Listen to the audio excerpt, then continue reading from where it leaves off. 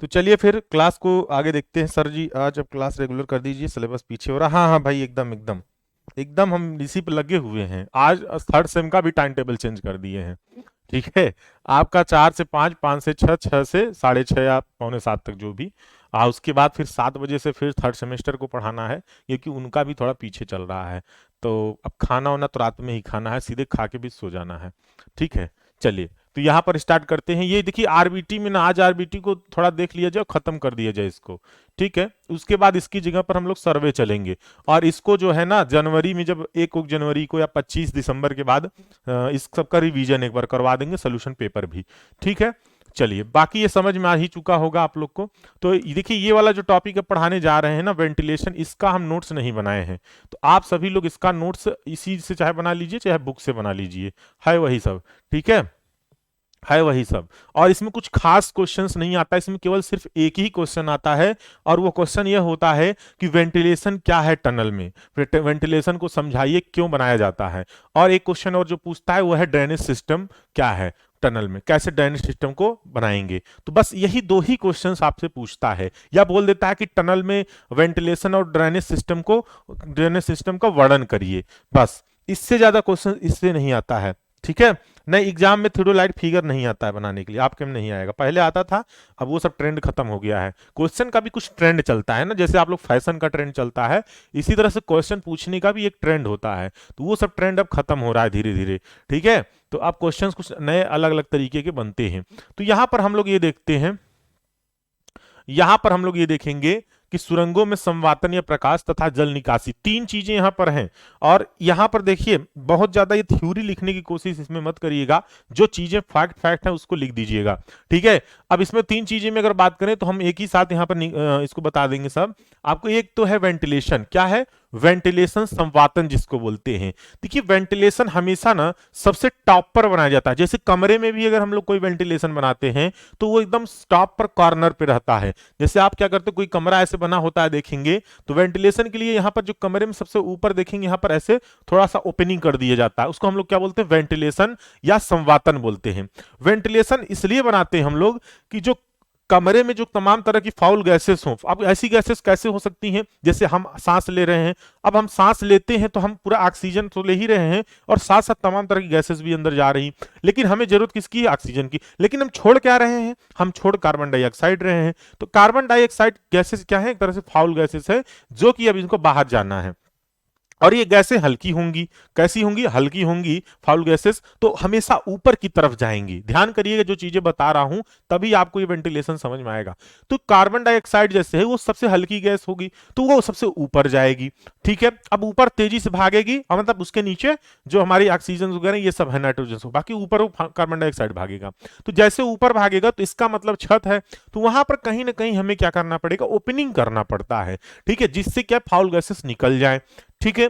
और उससे क्या है ना, जरूरी नहीं है कि वहां से ही हमारा फाउल गैसेस तो निकला ही निकला, लेकिन उसमें और एक काम है कि बाहर से भी हमारे अंदर ऑक्सीजन वगैरह आते रहते हैं। ठीक है। बाहर से भी ऑक्सीजन हुआ तमाम गैसेस आती रहती हैं। तो जितनी फाउल गैसेस जो हमारे हमारे शरीर के लाभदायक नहीं है, वो गैसेस क्या होती हैं, बाहर निकल जाती हैं। तो इसके लिए हम लोग क्या करते हैं, वही जो ओपनिंग कर देते हैं ना, उसको ही बोलते हैं वेंटिलेशन। ये तो हुई बिल्डिंग्स में, किसमें हुई, बिल्डिंग्स वगैरह जो हमारे होते हैं, घर वगैरह, कमरे में हम लोग वेंटिलेशन बनाते ही बनाते हैं।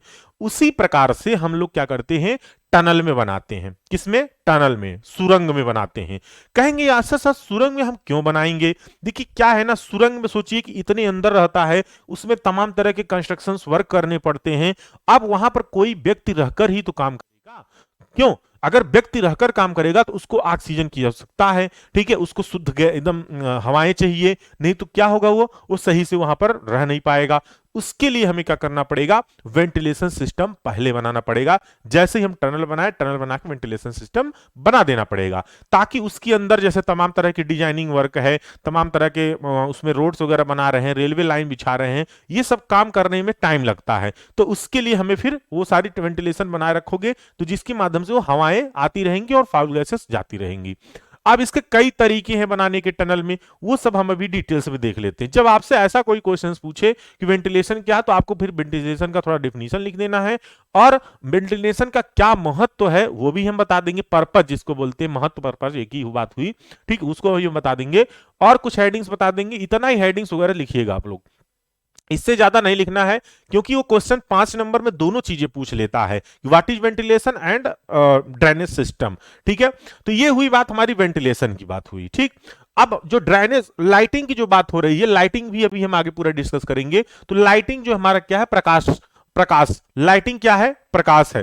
तो प्रकाश या लाइटिंग की जब भी बात होती है, तो यहां पर क्या है ना, यहां पर क्या है कि जो प्रकाश और लाइटिंग है, इसमें क्या है ना, देखिए क्या है ना कि जब भी कोई वर्कर या कोई मिस्त्री या फिर कोई लेबर या, ठीक है, जो भी वहां पर अंदर हैं, अगर यदि वो कोई काम करते हैं, कोई कंस्ट्रक्शन वर्क करते हैं, तो भाई उजाले की आवश्यकता तो पड़ेगी ही पड़ेगी, दिन में भी। ऐसा नहीं है कि दिन में वहां पर उजाला रहेगा, भाई अंदर टनल में है तो दिन में भी अंधेरा रहता है, इसके लिए वहां पर प्रॉपर वे में लाइटिंग होनी चाहिए, तो वहां पर लाइटिंग की अरेंजमेंट करनी पड़ती है। तो वो सारी चीजें हम इसमें देखेंगे। उसी प्रकार से हमारा ड्रेनेज, ड्रेनेज ऑफ टनल की अगर बात करें, जल निकासी की बात करें, देखिए क्या है ना कि और जगहों से जल निकालना तो बड़ा आसान होता है, चाहे जमीन सरफेस पे कहीं पर बारिश हो जाए, वहां से जल निकालना बड़ा आसान है, नाली बना दोगे बहकर चला जाएगा। लेकिन यहां पर जल निकासी का जो व्यवस्था करना है, ये बड़ा थोड़ा टिपिकल हो जाता है। कहेंगे ऐसा क्यों सर? देखिए क्या है ना एक्चुअली बच्चे की, हमारा जो टनल होता है वो अंदर बनता है नीचे, अब वहां पर हमारी जो जल निकासी करनी, ऑलरेडी लेवल तो नीचे है ही है, अब वहां पर आप जल निकासी की व्यवस्था जब बनाते हो तो वो पानी निकालना थोड़ा टास्क एक हो जाता है। मतलब अगर जल निकासी की हम लोग बात करें, ड्रेनेज सिस्टम जो वहां पर बनाना है, हमें कैसे बनाना है, इस पर हम चर्चा करेंगे। ठीक है, कैसे पानी निकालना है टनल में। कहेंगे सर टनल पानी कहां से आता है? देखिए क्या है ना कि जो हम साफ्ट बनाते हैं, हो सकता है उस साफ्ट की वजह से, भाई ओपनिंग ऊपर होती, हो सकता है बारिश वगैरह है तो ऊपर से पानी अंदर चला है, कहीं रिसन वगैरह हो रहा है, हो सकता है स्टोन्स वगैरह से कहीं रिसन होके आ रहा हो, क्योंकि पत्थरों से ही तो पानी पानी निकलता है ना कहीं से। ठीक है, अब हो सकता है कि नीचे जो हमारी मिट्टियों में टनल बना रहे हैं, वहां से नीचे जो है हमारा पानी आ रहा हो, वाटर टेबल ऊपर हो गया हो, तो ऐसे सब प्रॉब्लम्स होती हैं भाई। जब टनल खुदाई करोगे तमाम तरीके की प्रॉब्लम्स आएंगी, तो उसको कैसे पानी को निकालना है बाहर, इसकी चर्चा इस टॉपिक पर करेंगे, ड्रेनेज ऑफ टनल में। तो यहां पर जो हमने अभी तक जो मेरा अनुभव जहां तक रहा है, मैं देखा हूं केवल 2 ही क्वेश्चन उठा के पूछता है, एक तो आपसे वेंटिलेशन पूछता है, एक तो आपसे ड्रेनेज ऑफ टनल पूछता है। ये वाला क्वेश्चन बहुत कम या पूछा ही नहीं अभी तक, लाइटिंग। लेकिन आप लोग तीनों ध्यान में रखिएगा, जिससे क्वेश्चंस आए तो आप प्रॉपर वे में कर सको। ठीक, ये सब क्वेश्चंस लिखने से आपके नंबर अच्छे मिल जाते हैं और याद भी रहता है चीजें।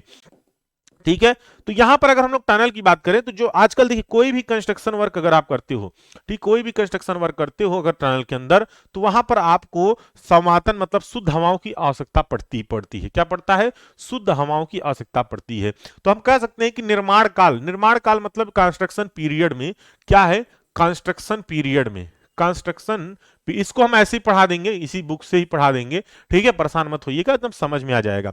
तो निर्माण काल या कंस्ट्रक्शन पीरियड में, या फिर हम कह सकते हैं इसके पश्चात, चाहे कंस्ट्रक्शन टाइम की बात करें, उस समय जब कंस्ट्रक्शन हो रहा हो उस समय की यदि बात करें, या फिर हम कह सकते हैं टनल जब बन जाए, बनने के बाद जब हम उसका उपयोग करें तब की यदि बात करें, तो हमें क्या होगा, शुद्ध ताजा हवा का क्या पड़ेगा, आवश्यकता पड़ेगा, हमें वहां पर संचालन बनाए रखना पड़ेगा। ठीक है, ताकि प्रॉपर वे में हमारा शुद्ध हवा बाहर अंदर आता रहे और अंदर की जो हमारी गैसेस हैं वो बाहर निकलती रहे। ठीक है, तो इसके लिए हम लोग क्या करेंगे, सुरंग में क्या करेंगे, संवातन बनाएंगे। तो वही हमारा क्या कहलाता है, संवातन कहलाता है, या सुरंग में हम लोग ओपनिंग करेंगे।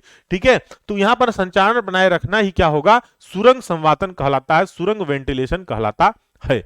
ठीक है, अब यहां पर दोनों चीजें ध्यान रखना, ऐसा नहीं कभी कोई पूछा कि वेंटिलेशन कब बनाएंगे, ऐसा नहीं कहना कि नहीं नहीं वो तो हमारा रोड वगैरह के टाइम पे बना देंगे, नहीं। वहां पर कंस्ट्रक्शन जब करेंगे तब पर भी हमें आवश्यकता पड़ती है भाई, ऑक्सीजन की आवश्यकता पड़ेगी, जो मिस्त्री और तमाम तरह की जो खुदाई होते हैं वहां पर इतने डस्ट होंगे, वो सब उड़ते रहते हैं, वो सब कहाँ जाएंगे, जब वेंटिलेशन रहेगा उसके माध्यम से बाहर निकल जाएंगे। तो ये सब वहां पे हमें काम करते हैं। ठीक है, अब यहां पर देखिए कौन कौन से कंस्ट्रक्शन वर्क होते हैं, तो सुरंग निर्माण में जब सुरंग का कंस्ट्रक्शन होता है तो प्रचालन वहां पर ऑपरेशंस होते हैं तमाम तरह के, कैसे होंगे, जैसे कठोर धरती में छिद्र करना, तो सबसे पहले वहां पर ड्रिलिंग वगैरह का प्रोसेस होता है पूरा। जब ड्रिलिंग करेंगे तो वहां पर तमाम तरह की डस्ट वगैरह जो धूल वगैरह है वो उड़ेंगे। ठीक है, और उनमें विस्फोट कराना, तो यहां जब विस्फोट कराया जाता है तो यहां से तमाम तरह विस्फोटक पदार्थ से जब फूटते हैं, देखते हो तमाम तरह के गैसेस निकलते, धुआं वगैरह तमाम तरह के ना कितना नुकसानदायक होते हैं। तो उनको भी क्या किया जाता है, उनके लिए। और करदम मक को बाहर ले जाना, ठीक है। अब मक क्या चीज है, देखिए जो हमारे गैसेस वगैरह, जो हमारे स्टोन्स वगैरह है ना, जो किसी काम के नहीं वहां पर, ठीक है, तमाम तरह के मतलब एक तरह से देखें तो जो हमें उपयोग नहीं है उसके, जो भी स्टोन्स वगैरह निकल रहे हैं, टूटे फूटे कबाड़, जितना कूड़ा करकट कचरा, वो सब मक के रूप में करदम हम लोग कह सकते हैं। इसको क्या करना है, बाहर जब ले जाते हैं तब पर भी वहां पर प्रॉब्लम्स होता है। सुरंग का स्तरीकरण, लाइनिंग जब करते हैं, देखिए सुरंग तो खोद लेना, ऐसे गोलाई में काटते हुए चले जाएंगे, लेकिन उसकी लाइनिंग भी करनी पड़ती है। नहीं बताए थे आपको कल पिछले क्लास में कि कंक्रीटिंग वर्क चारों तरफ करना पड़ेगा, तो उस समय भी जब हम लोग लाइनिंग करेंगे तो वहां भी हमें आवश्यकता पड़ती है इसकी, वेंटिलेशन की। तो हमें जरूरत है वेंटिलेशन का, इसलिए हम लोग क्या करते हैं, वेंटिलेशन वहां पर बनाते हैं। इन कार्यों के लिए क्या किया जाता है, सुरंग क्षेत्र से दूषित गैसों को बाहर निकालना तथा वायु, ताजा हवा जो है उसके अंदर भीतर लाना क्या होता है, हमें आवश्यकता पड़ती है।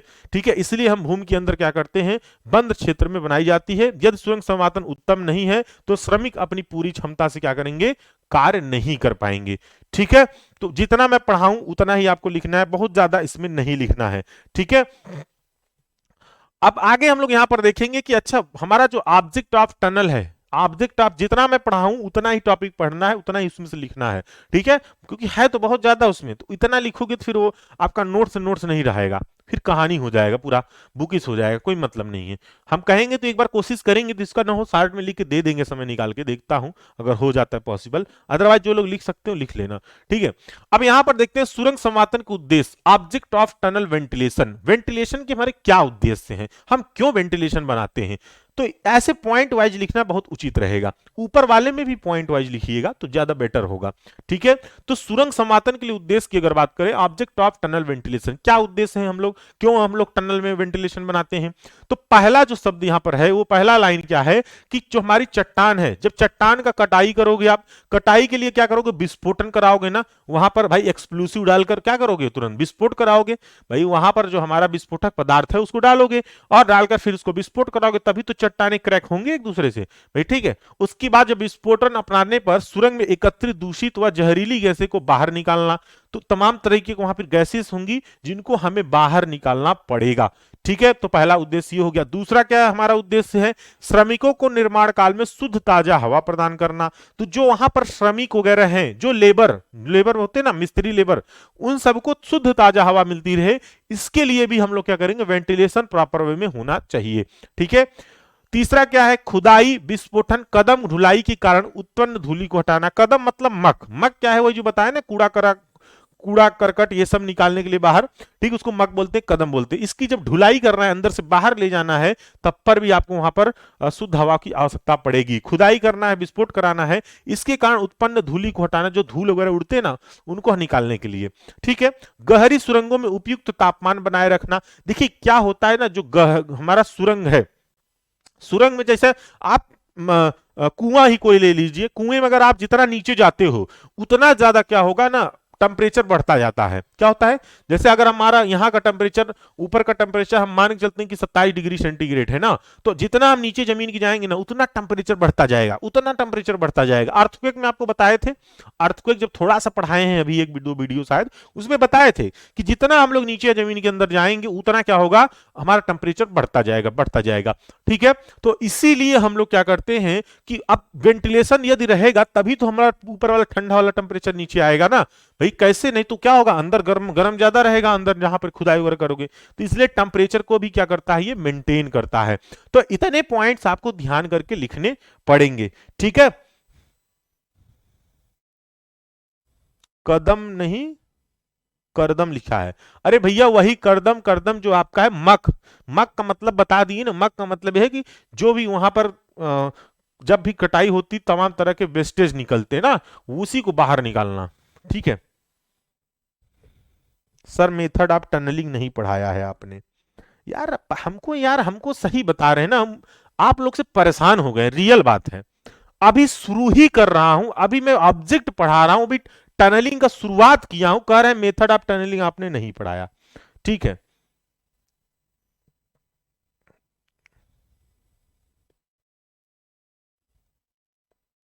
पढ़ लो पहले, जो चीजें बता रहा हूं जितना चीजें आता उससे बाहर ना आएगा।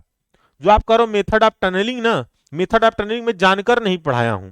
क्यों? क्योंकि वो आपके आएगा ही नहीं आपके एग्जाम में, ठीक है। और जो भी चीजें आएंगी, जो चीजें छूटी हुई हैं वो मैं नोट करके रखा हूं।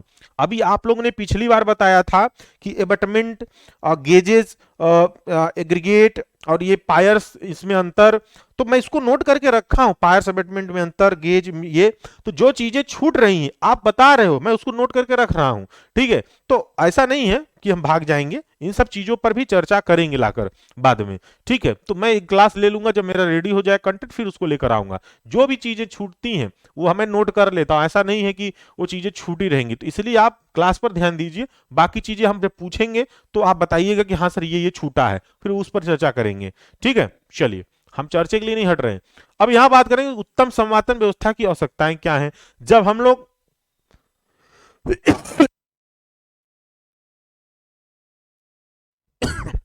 जब हम लोग वेंटिलेशन करते हैं, वेंटिलेशन सिस्टम जब भी हम लोग बनाएंगे तो अच्छे वेंटिलेशन की क्या आवश्यकताएं हैं बताइए। जब भी हम वेंटिलेशन सिस्टम बनाएंगे तो कोई एक अच्छा वेंटिलेशन सिस्टम होना चाहिए जिससे हमें कोई प्रॉब्लम्स ना हो, असुविधा ना हो, अच्छा से हमें क्या करे, वेंटिलेशन प्रॉपर वे में हमें मिलता रहे, ठीक है। क्लियर? कोई बात नहीं राहुल, दिया है बुक में, उसकी चर्चा अभी हम आपका नोट कर ले रहे हैं, उसकी भी बात नोट कर ले रहे हैं कि ठीक है, नोट कर ले रहे हैं, हम उस पर चर्चा करेंगे, ठीक है, ऐसी बात नहीं है। मेथड ऑफ टनलिंग, ठीक है। जो चीजें छूटी हैं या जो चीजें लगती इंपॉर्टेंट है उनको नोटेड कर लेते हैं, क्योंकि यार इतने सब्जेक्ट्स हैं ना, उन पर ध्यान थोड़ा इधर उधर हो जाता है। भैया बता रहे हैं अंगद जी कितना एरिया, क्या वो सारी चीजें चर्चा होंगी, परेशान मत हो, कितनी हाइट वगैरह आएगी अभी, ठीक है। मेरी समझ में कम कम आ रहा है। क्या कम आ रहा है? वेंटिलेशन नहीं जानते हैं आप, संवातन नहीं जानते हैं, कमरे, पहले तो मैंने इसीलिए बिल्डिंग का एक एग्जांपल दिया। मैंने क्या दिया एग्जांपल, एक बिल्डिंग का दिया कि जैसे आपका कमरा है, इसी कमरे में अगर देखें तो यहां पर भी वेंटिलेशन लगा हुआ है। क्या है? वेंटिलेशन है सिस्टम।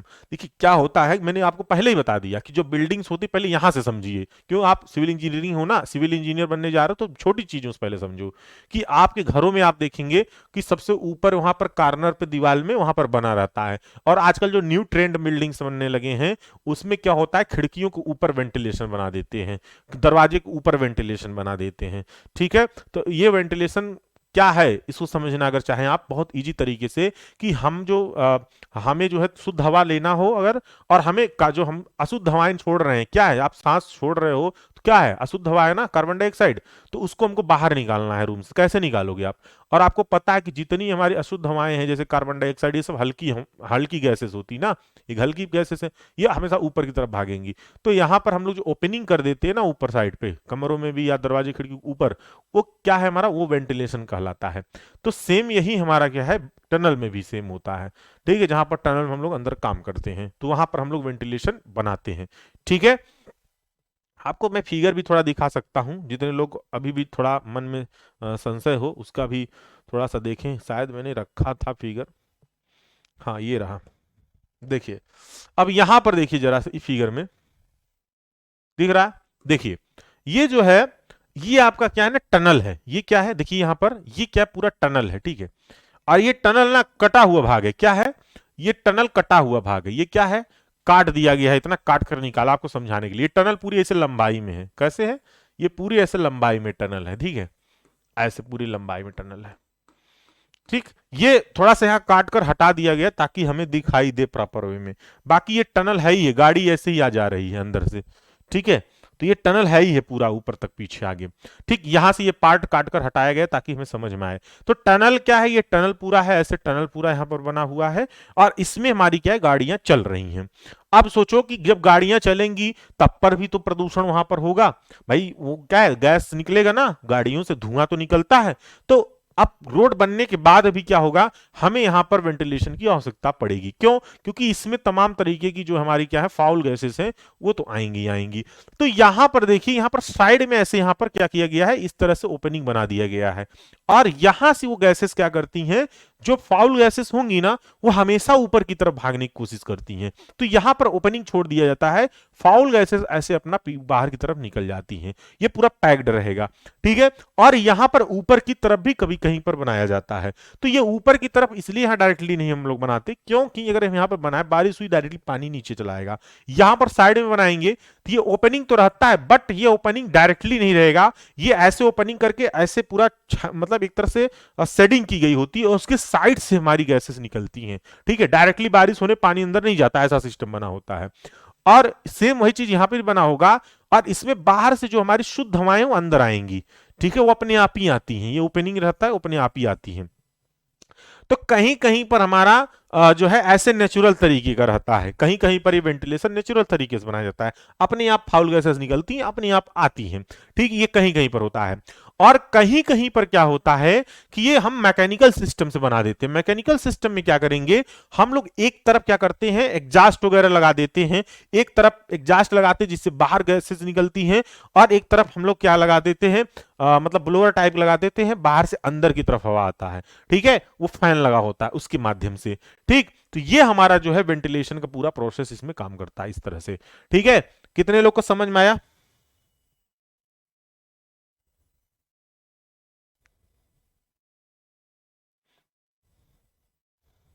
समझ में आया कैसे वेंटिलेशन सिस्टम है?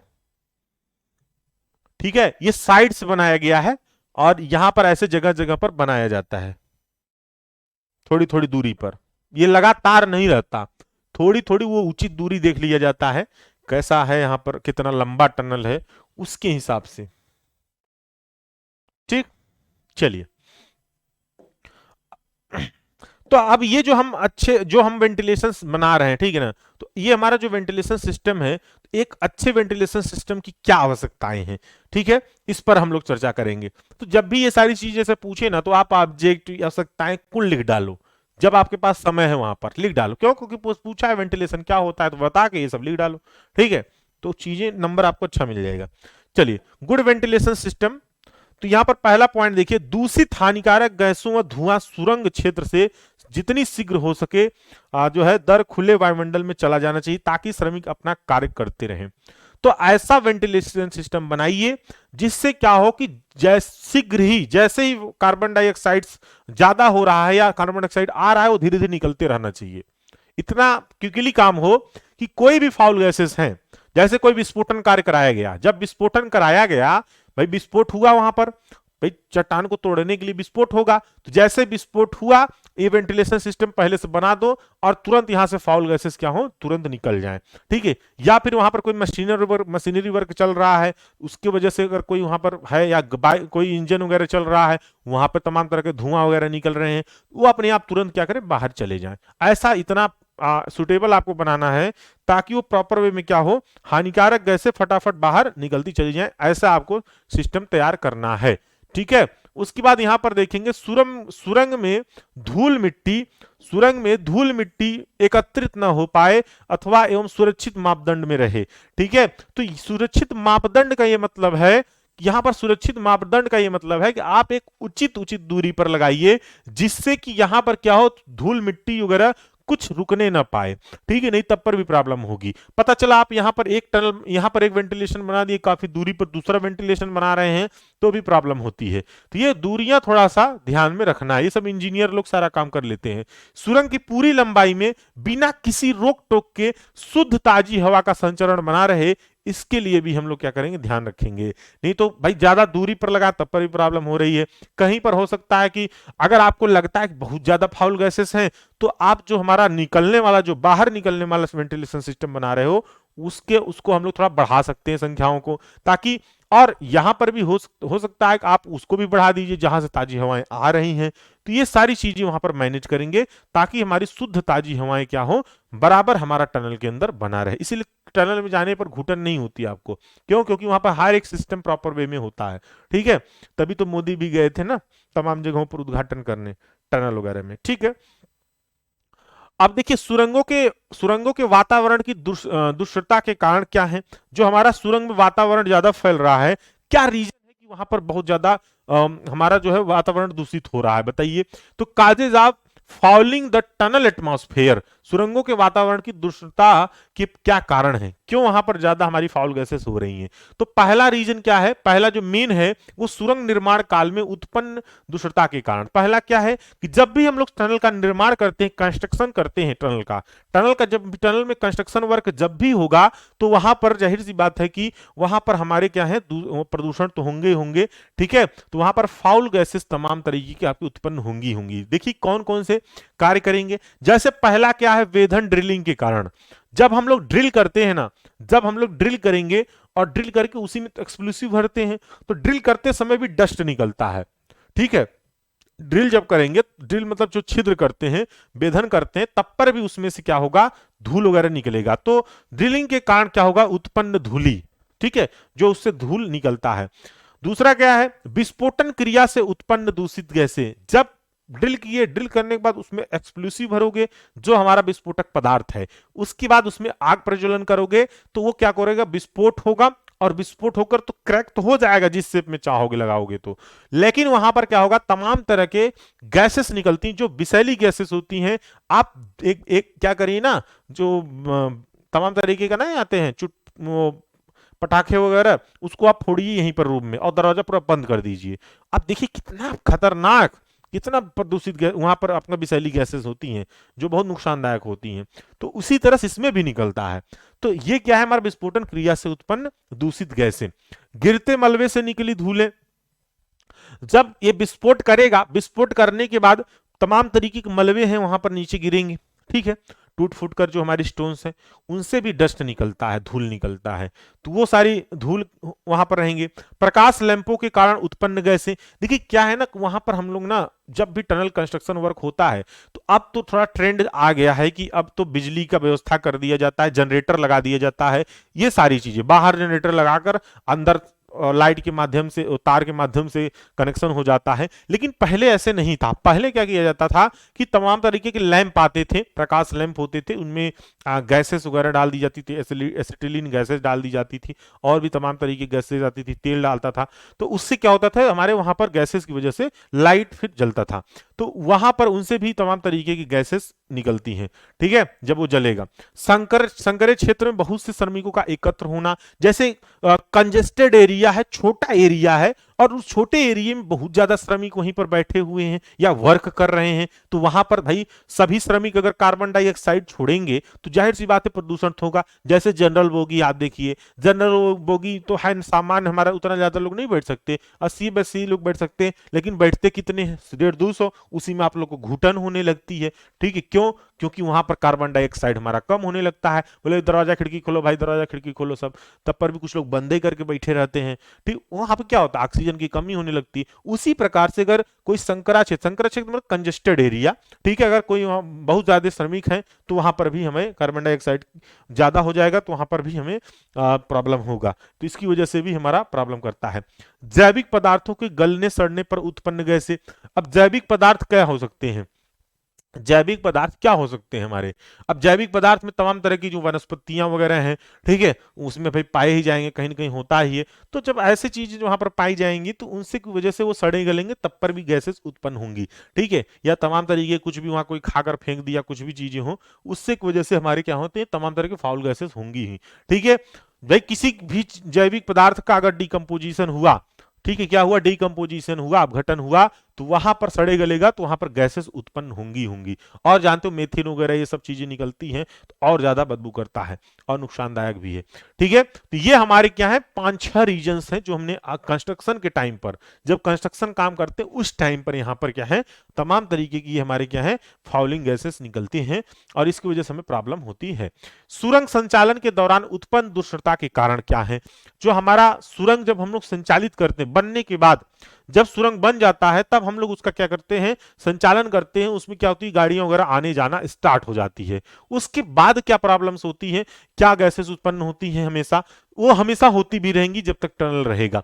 ठीक है, तो पहला जो हमारा पॉइंट है, सुरंग पार करते समय रेलगाड़ी मोटर वाहनों द्वारा छोड़ा हुआ धुआं व गैसें।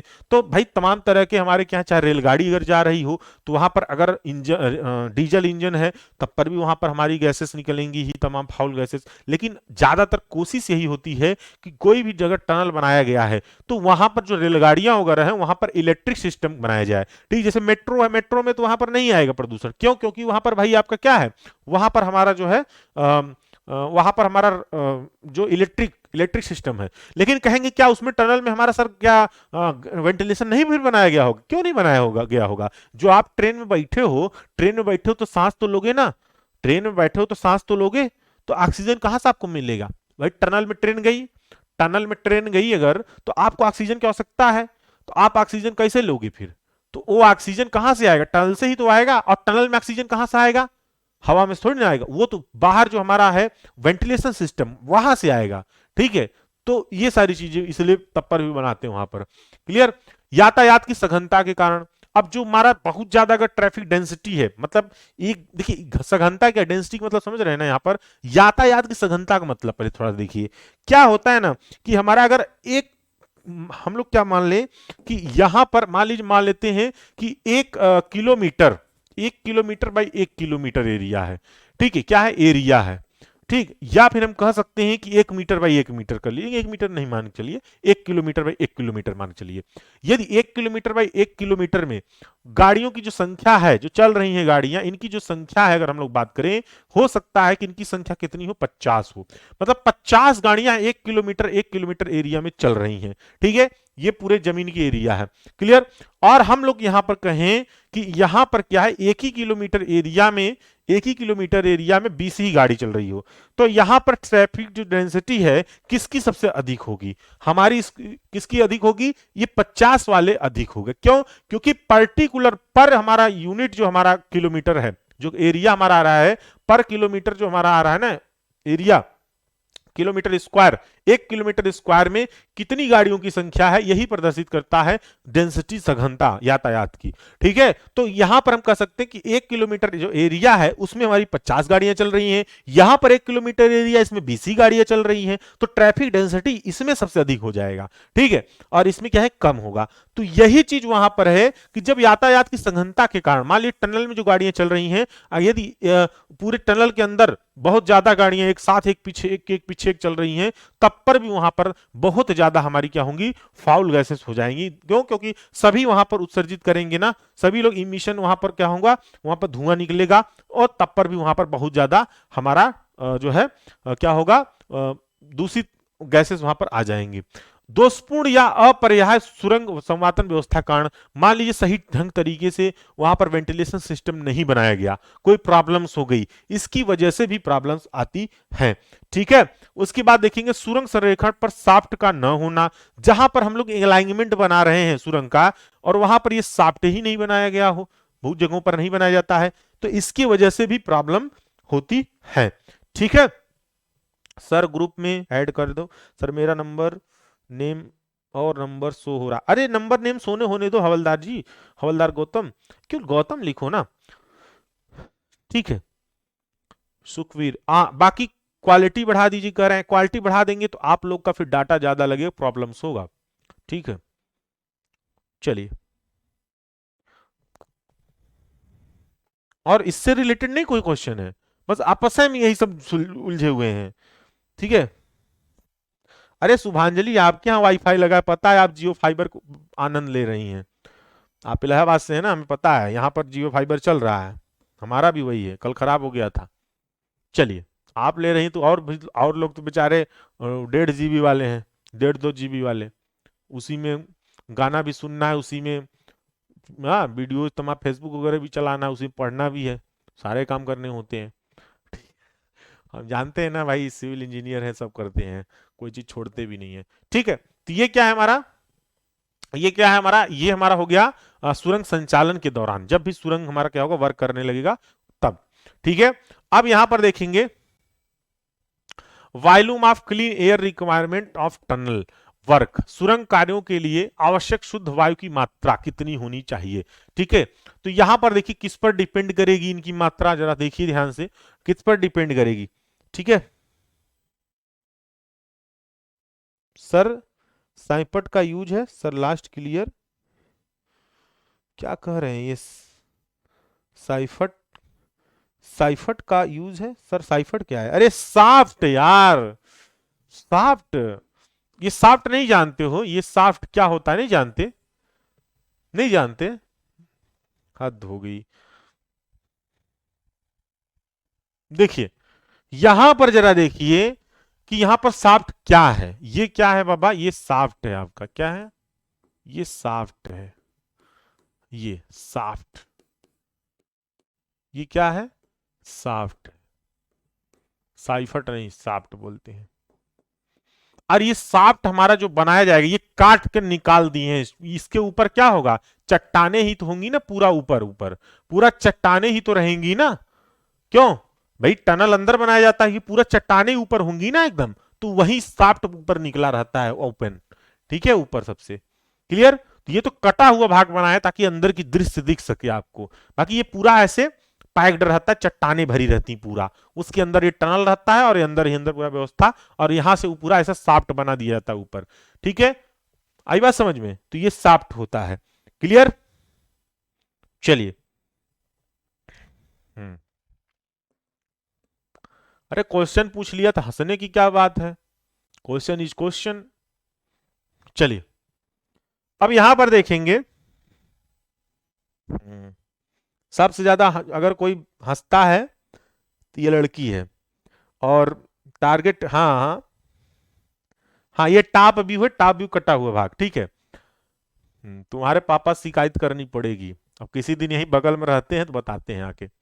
चलिए तो यहां पर देखेंगे, बुरा मत मानना है, सब मजाक करते रहते हैं। चलिए तो यहां पर देखेंगे सुरंग कार्यों के लिए आवश्यक शुद्ध वायु की मात्रा क्या होनी चाहिए, और ये जो मात्रा है ये किस पर डिपेंड करेगी उसको हम लोग ध्यान देते हैं। तो सुरंगों के लिए जो हम लोग वेंटिलेशन करते हैं, ठीक है, इस प्रणाली में क्या होगा, हम लोग निर्धारण करते समय निम्न बातों पर ध्यान रखें। कौन कौन सी बातों पर ध्यान रखना है, जिससे हमारी सुरंग में क्या हो, अच्छी हवाएं जा सके, ठीक है, तो या हम लोग कितना क्लीन एयर वहां पर जा सके। तो सुरंग का परिच्छेद तथा लंबाई, परिच्छेद का मतलब है क्रॉस सेक्शन, क्रॉस सेक्शन, ठीक है, क्रॉस सेक्शन, जैसे हमारा क्या है कि जो ये साफ्ट बना रहे हैं, ठीक है, या नहीं नहीं साफ्ट नहीं, ये जो हम टनल बना रहे हैं वो तो साफ्ट में बात आई अभी। सुरंग की परिच्छेद तथा लंबाई, अब देखिए क्या है, ज्यादा अगर लंबाई की हमारे टनल होंगी, बहुत ज्यादा लंबाई की टनल अगर है, तब तो वहां पर हमें वेंटिलेशन ज्यादा देना पड़ेगा।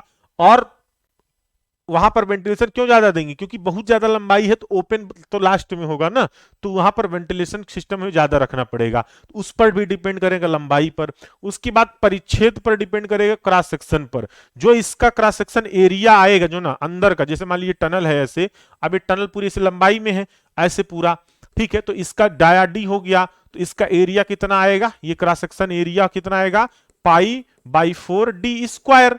ठीक है, तो ये पाई बाई 4d² जो एरिया ये आ रहा है, इस एरिया पर भी डिपेंड करेगा। अगर एरिया को हम बढ़ा दें, एरिया को बढ़ा दें, तो जो फाउल गैसेस है वो ज्यादा फैल जाएंगी, ठीक है, तो एरिया जितना कम रहेगा उतना ज्यादा प्रॉब्लम्स करेगा, तो ये एरिया पर भी डिपेंड करता है, डी को बढ़ा घटा रहे हैं यदि डाया को, क्लियर, डाया को बढ़ाएंगे तो एरिया बढ़ेगा। ठीक है, तो सुरंग का जो परिच्छेद है, क्रॉस सेक्शन है, ये जो क्रॉस सेक्शन एरिया निकला हुआ है ये, ठीक है, इस पर भी डिपेंड करेगा और लंबाई पर भी डिपेंड करेगा। ठीक है, अगर कम लंबाई का है तो वहां पर हमें जो है वॉल्यूम ऑफ जो क्लीन एयर है वो कम आवश्यकता पड़ेगा, और अगर ज्यादा लंबाई है तो वॉल्यूम ऑफ क्लीन एयर की हमें ज्यादा आवश्यकता पड़ेगी। ठीक है, चलिए, हाँ हाँ चलो ठीक है, अब आगे देखते हैं, आगे देखते हैं यहां पर विस्फोटक, सुरंग के भीतर का तापमान व आर्द्रता, ह्यूमिडिटी, तो इस पर भी डिपेंड करेगा। टेम्परेचर अधिक है कि कम है, इस पर भी हमारा डिपेंड करेगा। क्यों, क्योंकि आपको जानते हो कि जो हमारा क्लीन एयर है, ठीक है, अगर ह्यूमिडिटी अंदर है तो उतना क्लीन एयर उसमें नहीं जा पाएगा, ठीक है, क्लीन एयर उतना अंदर नहीं जा पाएगा, वहां पर हमें फिर ज्यादा फिर भेजना पड़ेगा, किसके द्वारा, मैकेनिकली सिस्टम से अंदर भेजना पड़ेगा। ठीक है, अगर ऐसा वहां पर ह्यूमिडिटी बार बार ज्यादा हो जा रहा है। ठीक है, ह्यूमिडिटी आर्द्रता समझ रहे हो ना, जब कभी भी हमारा एटमॉस्फेयर में क्या हो कि मॉइस्चर होने लगे, क्या हो, मॉइस्चर हो, तो उस समय हम उसको क्या बोलते हैं, ह्यूमिडिटी होना। जैसे जब जुलाई उलाई के समय में बारिश होती है तो वहां पर क्या होता है, हवाओं में मॉइस्चर हो जाता है, तो आप देखते हो ना चिपचिपा जैसा, हाथ टच करो चिपचिपा जैसा लगता है, क्या बोलते हैं, बड़ा ह्यूमिडिटी है यार। ठीक, यही बोलते हो ना, तो वही चीज है कि यहाँ पर क्या होता है, ह्यूमिडिटी जो है ज्यादा होने लगती है। ठीक है, उसी समय लोगों को खूब जुकाम वगैरह होता है, प्रॉब्लम्स आती है। विस्फोटक कार्य की आवृत्ति, फ्रीक्वेंसी तथा विस्फोटक की मात्रा, अगर बहुत ज्यादा विस्फोटक पदार्थ वहां पर यूज किए हो और उसकी वजह से क्या हो रहा है, बहुत ज्यादा फाउल गैसेस हैं, तब फिर वहां पर हमें ज्यादा क्लीन एयर भेजना पड़ेगा। ठीक है, वहां पर हमें क्लीन एयर की ज्यादा आवश्यकता पड़ेगी, क्योंकि वहां पर पूरा विस्फोटक पदार्थ आपने विस्फोट करा दिया, जिसकी वजह से बहुत सारी विषैली गैसेस वहां पर उत्पन्न हो गई। मनुष्य तथा पशुओं द्वारा छोड़ी गई उष्मा, जो हमारे मनुष्य और पशु हैं उनके द्वारा जो उष्माएं वगैरह वहां पर छोड़ी, देखिए अब ये गई, पशु कहां से सर उसमें आ जाएंगे, ये सबसे बड़ा टास्क है। देखिए क्या है ना कि टनल में जा भी सकते हैं, ठीक है, ये भी हो सकता है, टनल में क्या है, जा भी सकते हैं, और बाहर भी रहते हैं तमाम तरह के, ठीक है, वो तो रहेंगे ही रहेंगे, तो ये भी जा भी सकते हैं। वाहनों द्वारा उत्पन्न कार्बन डाइऑक्साइड, जो वाहन वगैरह हैं वो कार्बन डाइऑक्साइड ज्यादा छोड़ते हैं, इस पर भी डिपेंड करेगा। ठीक है, अब यहां पर जरा देखिए, सुरंग निर्माण काल में एक श्रमिक को, जब भी सुरंग का कंस्ट्रक्शन होता है, एक श्रमिक को उसके श्रम कार्य के अनुसार 6 घन मीटर से 14 घन मीटर प्रति मिनट कंटिन्यूअस शुद्ध वायु की आवश्यकता रहती है। तो कोई भी एक श्रमिक यदि है, मान लो सपोज दैट एक श्रमिक है, जब भी कंस्ट्रक्शन वर्क हो रहा है, कोई एक श्रमिक को कितनी हमें वायु की आवश्यकता पड़ेगी, शुद्ध वायु की, तो वो है कि 6 घन मीटर। 6 घन मीटर का मतलब समझ रहे हैं, 6 बाई 6 का घन बना दीजिए, कमरा एक ले लीजिए 6 बाई 6 का। ठीक है, 6 बाई 6 का क्या करिए, कमरा बना दीजिए। जब 6 बाई 6 का कमरा आप बनाते हो, ठीक है, 6 मीटर बाई 6 मीटर का, इसमें आप शुद्ध हवाई भर दो, हवा भर दो। ठीक है, उतना आपको 6 से 14 घन मीटर प्रति सतत का, प्रति मिनट, 1 मिनट में उसको इतनी ऑक्सीजन की मतलब शुद्ध हवा की आवश्यकता पड़ेगी। ठीक है, तो ये जो है हमारी कहां से आएगी, वो अब वो हम लोग भेजेंगे। ठीक है, हाँ, बाकी ये चीजें नहीं लिखना है, वो सब फालतू चीजें हैं, जितना मैं बताऊं उतना ही आपको यहाँ पर नोट डाउन करना है। ठीक, चलिए, तो ये था हमारा, क्या था, अभी तक हम लोगों ने उसके उद्देश्य देखे, क्या उद्देश्य हैं हमने ये देखे, फिर की कितनी आवश्यकताएं हैं, अच्छी क्या टनल की आवश्यकताएं हो सकती हैं, ये सारी चीजें देखे, रीजन देखे, किस वजह से हमारी जो हमारे वेंटिलेशन सिस्टम हम लोग दे रहे हैं, क्यों दे रहे हैं, तो हमारी फाउल गैसेस, किस वजह से फाउल गैसेस बहुत ज्यादा उसमें आ रहा है, इमिशन हो रहा है, क्या कारण हो सकता है कि बहुत ज्यादा टनल में अशुद्ध हवाएं हो जा रही, विषैली गैसेस आ जा रही हैं, उन सब के बारे में हम लोगों ने देखा। तो बताइए अभी तक आपको ये समझ में आया कि अभी भी नहीं समझ में आ रहा है, तभी आगे चलें। ठीक है,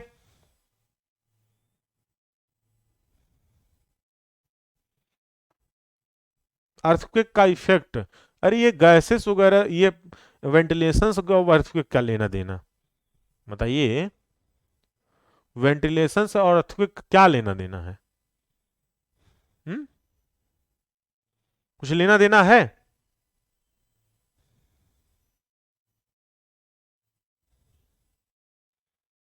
हमें तो नहीं लगता लेना देना है। चलिए नेक्स्ट, अभी हम लोग मेथड पढ़ लेंगे, मेथड के बाद फिर हमारा ये खत्म हो जाएगा। ठीक है, बस मेथड ही यहां पर पढ़ना है, उसके बाद ही हमारा खत्म हो जाएगा, क्या, वेंटिलेशन। उसके बाद फिर हम लोग देखेंगे लाइटनिंग। ठीक है, टाइम ज्यादा हो गया क्या? ऐसा कर, देखिए आज इसको हर हाल में खत्म करेंगे, चाहे 7 बज जाए। ठीक है, अदर सब्जेक्ट भले ना पढ़े लेकिन इसको फंसाए नहीं रखेंगे। वेंटिलेशन खत्म करेंगे, फिर लाइटिंग, फिर हम लोग ड्रेनेज सिस्टम, प्रॉपर वे में समझाने दीजिए और करने दीजिए। ठीक है, ये मत सोचिएगा कि सर वही चीज पढ़ाए पड़े हैं, क्योंकि ये फंसा रहेगा, बीटी निकल जाएगा, ठीक रहेगा। चलिए, सुरंगों में संवातन की विधियां, method of ventilation in tunnel. अब हम लोग जो टनल बनाते हैं ना, उसमें बनाते समय हम लोग कितने मेथड अपनाएंगे वेंटिलेशन के लिए, तो ये मेथड आपको ध्यान रखना है। तो जो मैंने ये बताया था ना बच्चे, ये जो बताया ये भी एक मेथड है, ये क्या है, एक मेथड है। ये कहेंगे सर ये कैसा मेथड है, तो ये भी एक मेथड है। अब कौन सा मेथड है वो अभी हम बात करेंगे। ठीक है, चलिए, तो यहां पर देखिए, इसमें जब भी हम लोग वेंटिलेशन सिस्टम बनाएंगे तो ये दो प्रकार से करेंगे। कौन कौन सा? एक तो हमारा नेचुरल वेंटिलेशन, दूसरा क्या है? Mechanical ventilation. पहला क्या है? नेचुरल वेंटिलेशन हमारा क्या है? प्राकृतिक संवातन है। दूसरा क्या है? यांत्रिक संवातन है। ठीक है, पहला क्या है?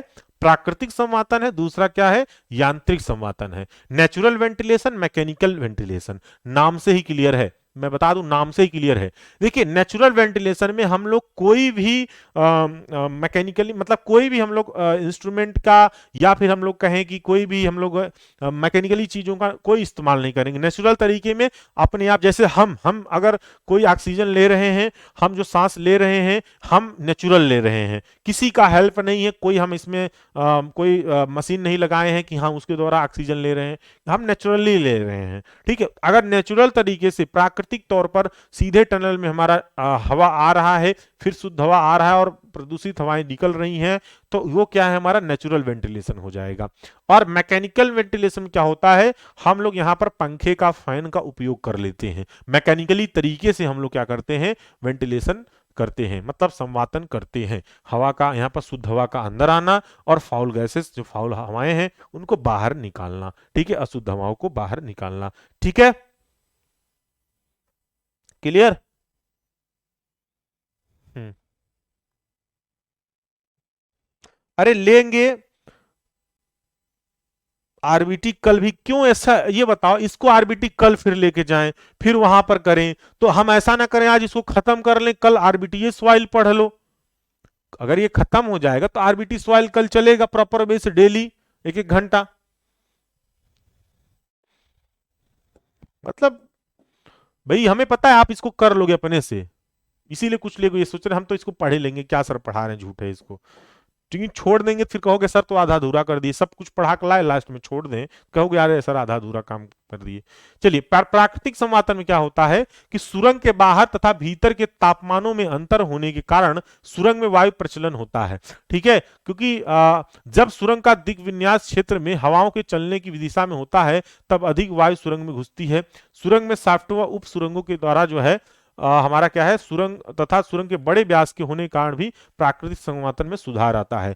तो यहां पर क्या होगा ना, जो साफ्ट वगैरह हम लोग बनाते हैं उस साफ्ट के माध्यम से, जैसे ऐसे भी साफ्ट बनाकर छोड़ा जाता है, अगर इसमें कोई हम लोग अरेंजमेंट नहीं लगाए हैं और ये साफ्ट बनाकर बस डायरेक्टली छोड़ दें, ठीक है, ये साफ्ट बना के छोड़ दें, तो अपनी आप क्या होगा कि ये हमारी फाउल गैसेस बाहर चली जाएंगी और अपने आप शुद्ध गैसेस अंदर आती रहेंगी। ये डिपेंड करेगा टेम्परेचर पर भी डिपेंड करेगा। ठीक है, क्या करेगा? टेम्परेचर पर भी डिपेंड करेगा, टेम्परेचर कम है ज्यादा है, ये सारी चीजें। हवाएं कैसी चल रही हैं उस पर भी डिपेंड करता है। जैसे ये साफ्ट तो बना दिए, अब क्या पता हवाएं हो सकता है दूसरी दिशा से चलें, इधर से हवाएं होकर न जाएं जिधर साफ्ट बना है, तब पर भी यहाँ पर प्रॉब्लम हो सकता है, लेकिन जनरली नहीं होता है। तो ऐसे हमारा क्या है, जो भी ऐसे हमारे वेंटिलेशन सिस्टम बनाए जाएंगे बहुत ज्यादा गहराई में नहीं होते हैं, जहां पर वहीं के लिए बनाएंगे। जहां पर बहुत गहराई में टनल नहीं बनाए जाएंगे वहां पर बनाते हैं, या जहां पर ज्यादा हवाएं चलती हैं वहीं पर हम लोग क्या करते हैं, ये नेचुरल वाला बनाते हैं। अदरवाइज हम लोग नेचुरल वाला नहीं बनाते कभी। ठीक है, हम लोग ज्यादातर वही बनाएंगे। ठीक, चलिए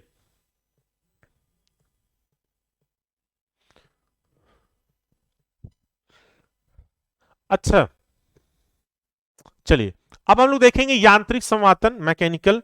ठीक है, यांत्रिक संवातन देखेंगे, मैकेनिकल देखेंगे कि मैकेनिकल हम लोग जो वेंटिलेशन करते हैं वो कैसे करेंगे।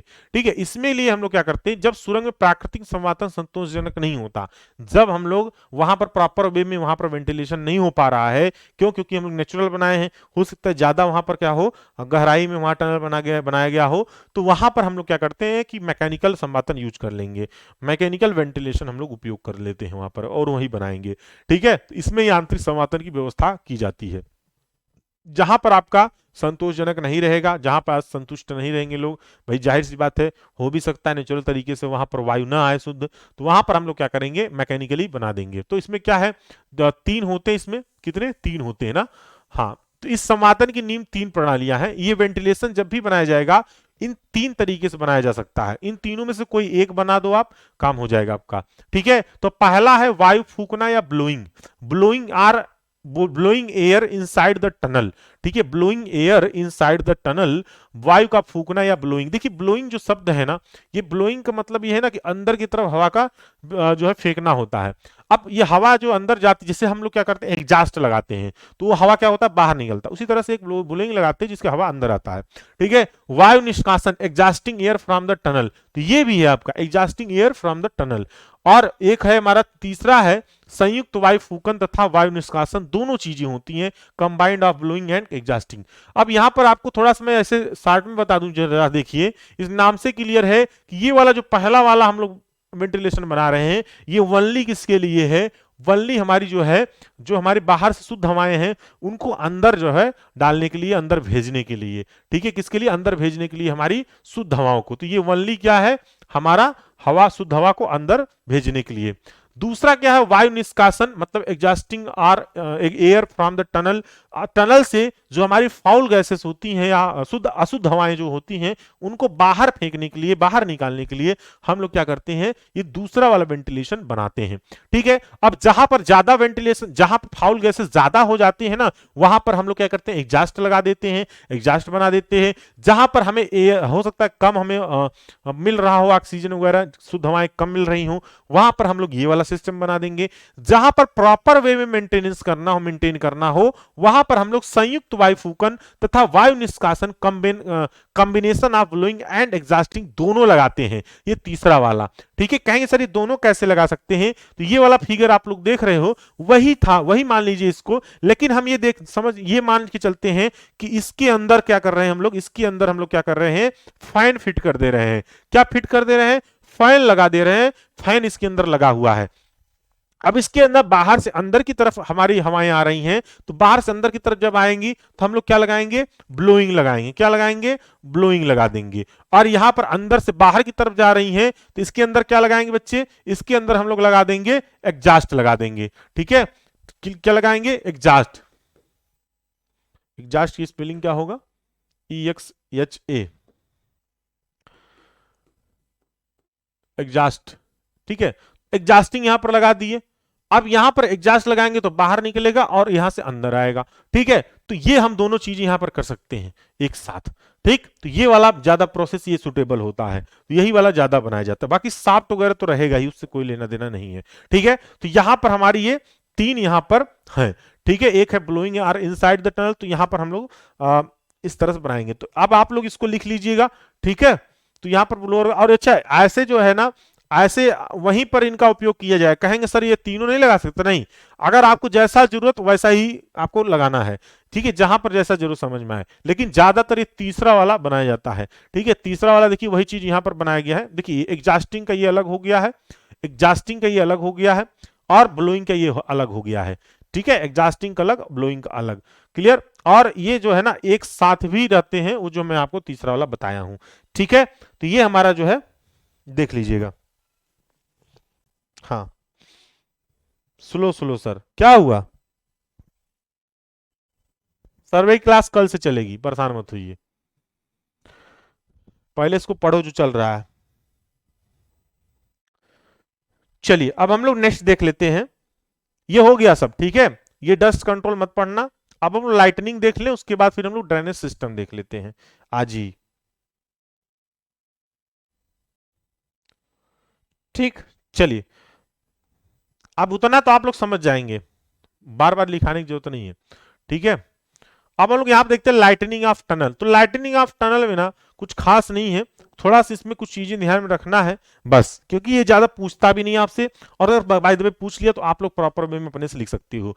तो यहाँ पर हम लोग देखते हैं इसमें सुरंगों में प्रकाश, लाइटनिंग ऑफ टनल। ठीक है, लाइटनिंग ऑफ टनल, जो टनल है, टनल में लाइट वगैरह कैसे लगाएंगे, होना चाहिए नहीं होना चाहिए। देखिए यहाँ पर लाइट वगैरह की व्यवस्था रहेगी रहेगी। मैं एक फिगर आपको और दिखा दूं कुछ इस तरह से, आप लोग देखिए, तो आपको लाइट प्रॉपर वे में होना भी चाहिए। तो ये हमारा क्या है, टनल का जब संचालन होने लगा है उसके बाद की है।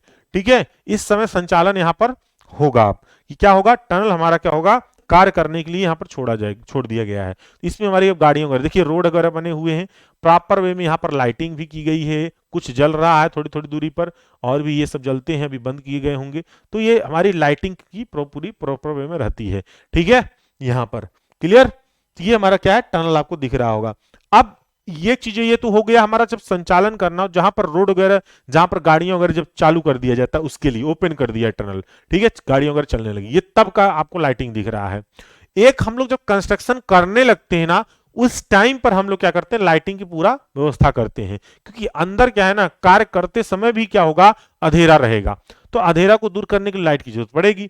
तो वहां पर भी हम लोग क्या करते हैं, टनल में क्या करें, कंस्ट्रक्शन काम करते समय भी हम लोग क्या करेंगे, वहां पर जो है बनाएंगे लाइटिंग, ठीक है, मतलब लगाएंगे, व्यवस्था करेंगे। तो क्योंकि सुरंग धरती के भीतर सूर्य प्रकाश रहित क्षेत्र में खोदी जाती है, तो वहां पर कोई रोशनी वगैरह नहीं होता है, हम लोग अंदर खोदते हैं, और इसमें क्या है, जटिल क्रियाएं करनी होती, जटिल क्रियाएं जो भी कंस्ट्रक्शन वर्क है, विस्फोटक करना, ड्रिल करना, ये सारी क्या है, सब जटिल क्रियाएं हैं। अतः सुरंगों में कृत्रिम प्रकाश की उत्तम व्यवस्था होनी चाहिए। हम लोग अपने तरीके से, आर्टिफिशियल तरीके से क्या करते हैं, नेचुरल तरीके से तो आ नहीं पाएगा रोशनी, तो हम लोग अपने तरीके से उसमें व्यवस्थाएं वगैरह करते हैं। कम रोशनी में श्रमिक होंगे, जो श्रमिक होंगे इनको कार्य करने में दिक्कत आती है, और कार्य में दोस्त भी रह जाते हैं, ठीक है, तो इसलिए हम लोग क्या करेंगे, इसमें व्यवस्था करेंगे। तो अब आप इसमें रोशनी की कैसे व्यवस्था करनी है, वो सारी चीजें आप लोग जानते ही हैं, कि हम लोग वहां पर तमाम तरीके के हाई वोल्टेज तार वगैरह लगा सकते हैं, लो वोल्टेज तार लगा सकते हैं, जैसा जरूरत है तार वगैरह ले जाकर वहां पर कर देंगे, या जनरेटर सिस्टम कर सकते हैं। पहले तो तमाम तरीके के लैंप वगैरह होते थे, उनका यूज करते थे, अब तो तमाम तरीके के हैवी हैवी जनरेटर्स आ गए हैं, बाहर लगा दीजिए, तार अंदर ले जाइए, और रोशनी तमाम तरह का हाइलोजन है, लगा दे रहे हैं, फोकस है, अच्छा खासा काम कर रहे हैं, रात रात भर काम भी चलता रहता है, ठीक है। तो प्रकाश संबंधी मुख्य बातें यहाँ पर थोड़ा ध्यान दे लेते हैं, फिर अगले अपने टॉपिक पर चलेंगे हैं, ठीक है। विद्युत प्रकाश सबसे उत्तम रहता है, इसके उपलब्ध न होने से क्या होगा, न होने से गैस, कोल गैस, एसिटिलीन व तेल वाले लैंप भी प्रयोग किए जाते हैं, तो ये पहले यूज किए जाते थे, अब नहीं यूज किए जाते। कुछ लोग ध्यान दिए होंगे, कुछ लोग जो तेल वाले जो लैंप थे, याद है मिंटल बोलते थे ना, मिंटल लगाते थे, तो उसमें जलाते थे तो जलता था, हम देखे हैं। कुछ लोग देखे, कितने लोग देखे हैं? सर बस करिए, अब उड़ रहा है, क्या बात कर रहे हो यार, एकदम इजी, इसमें क्या उड़ना, ये तो बहुत इजी है भाई, कुछ है नहीं इसमें, ये तो आपको रोशनी करना है, टनल में प्रकाश लाना है, लाइट लानी लगानी है, बस उसी के बारे में बता रहे हैं। लालटेन, लालटेन ना, वो क्या करते हैं, उसमें मिंटल लगता है, एक ठो आता है मिंटल टाइप, जैसे लगा देते हैं, और लैंप में वो मिट्टी के तेल पहले यूज करते थे, अब तो गैसेस वगैरह भी लोग यूज करते हैं, उसमें भी मिंटल लगाते हैं, गैस गैस से जलता है वो, रोशनी बड़ा अच्छा करता है वो, ठीक है। तो वो पहले यूज करते थे, अब ये सब नहीं यूज करते हैं, ठीक है। विद्युत प्रकाश ज्यादातर बेटर रहता है, जो इलेक्ट्रिक सिस्टम है। प्रकाश की तीव्रता सुरंग कार्य के अनुरूप होनी चाहिए, जैसा उनको जरूरत है, जितनी लाइट की जरूरत है उस हिसाब से वहां पर व्यवस्था करनी पड़ेगी आपको, इस सब चीज का ध्यान रखना है।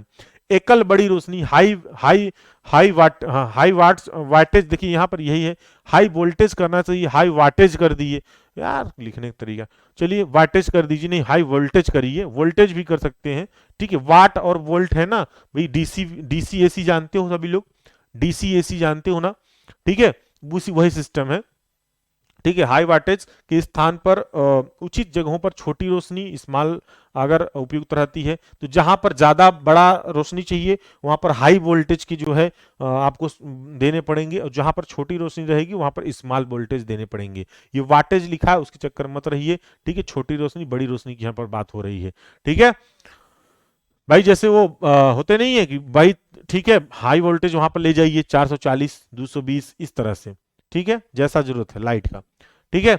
और जिनको आवश्यकता अनुसार नियंत्रित, इसमें बल्ब वगैरह लगाइए, फ्यूज हो जाने पर क्या होगा, हाँ समस्त कार्य क्षेत्र में भी कार्य ठप नहीं पड़ता है। तो ये क्या है कि यहाँ पर थोड़ा सा कंट्रोलिंग करना है, ताकि बल्ब वगैरह फ्यूज ना हो। अब ये सब चिंताएं नहीं है इतना, ये सब इसीलिए नहीं पूछता, जानता है सब, ये सब क्या है, हाई हाई तमाम तरीके के बल्ब आने लगे हैं, उसको लोग लगा देते हैं। लैंपों को सुरंग की दीवारों पर अथवा छत में खांचा काट कर लगाया जा सकता है, तो ये साइडों साइडों पर दीवारों पर कट करके बनाए जाते हैं, उसमें लगाए जाते हैं, ठीक है। प्रकाश के लिए एक से अधिक सर्किट डालने चाहिए, तो एक तो सर्किट डालिए, दूसरी भी सर्किट डालिए, क्यों, क्योंकि अगर मान लो एक सर्किट जल गया, एक सर्किट खराब हो गया, तुरंत दूसरे सर्किट में जोड़ दो, लाइट चलने लगे। अब नहीं तो वो सर्किट खराब हो जाएगा, फिर सर्किट चेंज करोगे तो काम रुक जाएगा, पूरा अंधेरा रहेगा, हमेशा अंधेरा रहे, कोई धूप, दिन में धूप तो होने वाला है नहीं वहां पर, दिन में भी अंधेरा रहता है। इसीलिए यहां पर कहा गया है एक से अधिक सर्किट वहां पर क्या करना है, रहने चाहिए। ढुलाई उपसर्गों पर उनकी स्वयं की प्रकाश व्यवस्था होनी चाहिए। ठीक है, जो हमारे तमाम तरह की मशीनरी वगैरह हैं वो उन पर व्यवस्थाएं होनी चाहिए, स्वयं की प्रकाश की व्यवस्था होनी चाहिए, मतलब उसमें लाइट वगैरह प्रॉपर वे में होनी चाहिए। क्षेत्र के उचित बिंदुओं पर सामान्य प्रकाश के अतिरिक्त फ्लूड लाइटें भी लगानी चाहिए। आप देखिए फ्लूड लाइटें क्या होती है ना, ये लाइटें जैसे स्टेडियम में जो लाइटें लगी होती है ये फ्लूड है। हमारे भी रूम में फ्लूड लाइटें यहाँ पर भी लगी हुई, 3 लगी हुई फ्लूड, केवल 3 ही लाइट यहाँ पर लगी है। जो मैं पढ़ा रहा हूँ 3 लाइट को लगी, 3 लाइट से पूरा रूम में आपका परछाई तक नहीं दिखता है। फ्लूड लाइट की ये खासियत होती है। ठीक है, जो आप मैच खेलते हैं ना स्टेडियम में लोग रात में, उसमें भी फ्लूड लाइट लगाई जाती है। उसी तरह से कह रहा है कि फ्लूड लाइट जो अतिरिक्त क्षेत्र है वहां पर भी फ्लूड लाइट वगैरह अतिरिक्त लगा दीजिए, ताकि आसपास पूरा क्या हो, क्षेत्र में जो है हमारा उजाला भी रहे। तो थोड़ी थोड़ी दूरी पर लगा दो वहां पर। ठीक है, चलिए अब यहां पर तो हमारी हुई लाइटिंग का थोड़ा सा इसमें ठीक। और यहां पर एक चीज और थोड़ा सा एक पॉइंट है, इसको भी ध्यान दे लीजिए, हमें पता है एक पॉइंट और यहां पर है, विद्युत चालक तारों से सावधान रहना चाहिए। तो जो भी वहां पर लाइट्स वगैरह गई उन तारों को थोड़ा ध्यान रखिए, क्योंकि ये सुरंग क्षेत्र में पानी, मलबा, धूल इन सब से क्या होगा, संपर्क में रहते हैं। ठीक है, वो दब जाएंगे, कहीं मलबा गिरा दब गया, इन सब चीज से थोड़ा सा ध्यान रखना है। ठीक है, अब हम लोग यहाँ पर देखेंगे ड्रेनेज जो है, ड्रेनेज ऑफ टनल, सुरंगों से जल निकासी। क्या है, सुरंगों से जल निकासी। अच्छा, सुरंग में जो हमारा है ना, कहेंगे सर पानी कैसे आए, कुछ लोग के मन में यही बात होती है। देखिए एक तो हमारा रीसन होगा, क्या होगा, रीसन होगा, सीपेज हो जाता है भाई, पानी चूते चूते चला आएगा ना, मतलब ऊपर से चूना हो जाता है भाई, छिद्र होगा कहीं ना कहीं से, रीसन होगा, पानी उसके अंदर आएगा रिस रिस कर एकदम।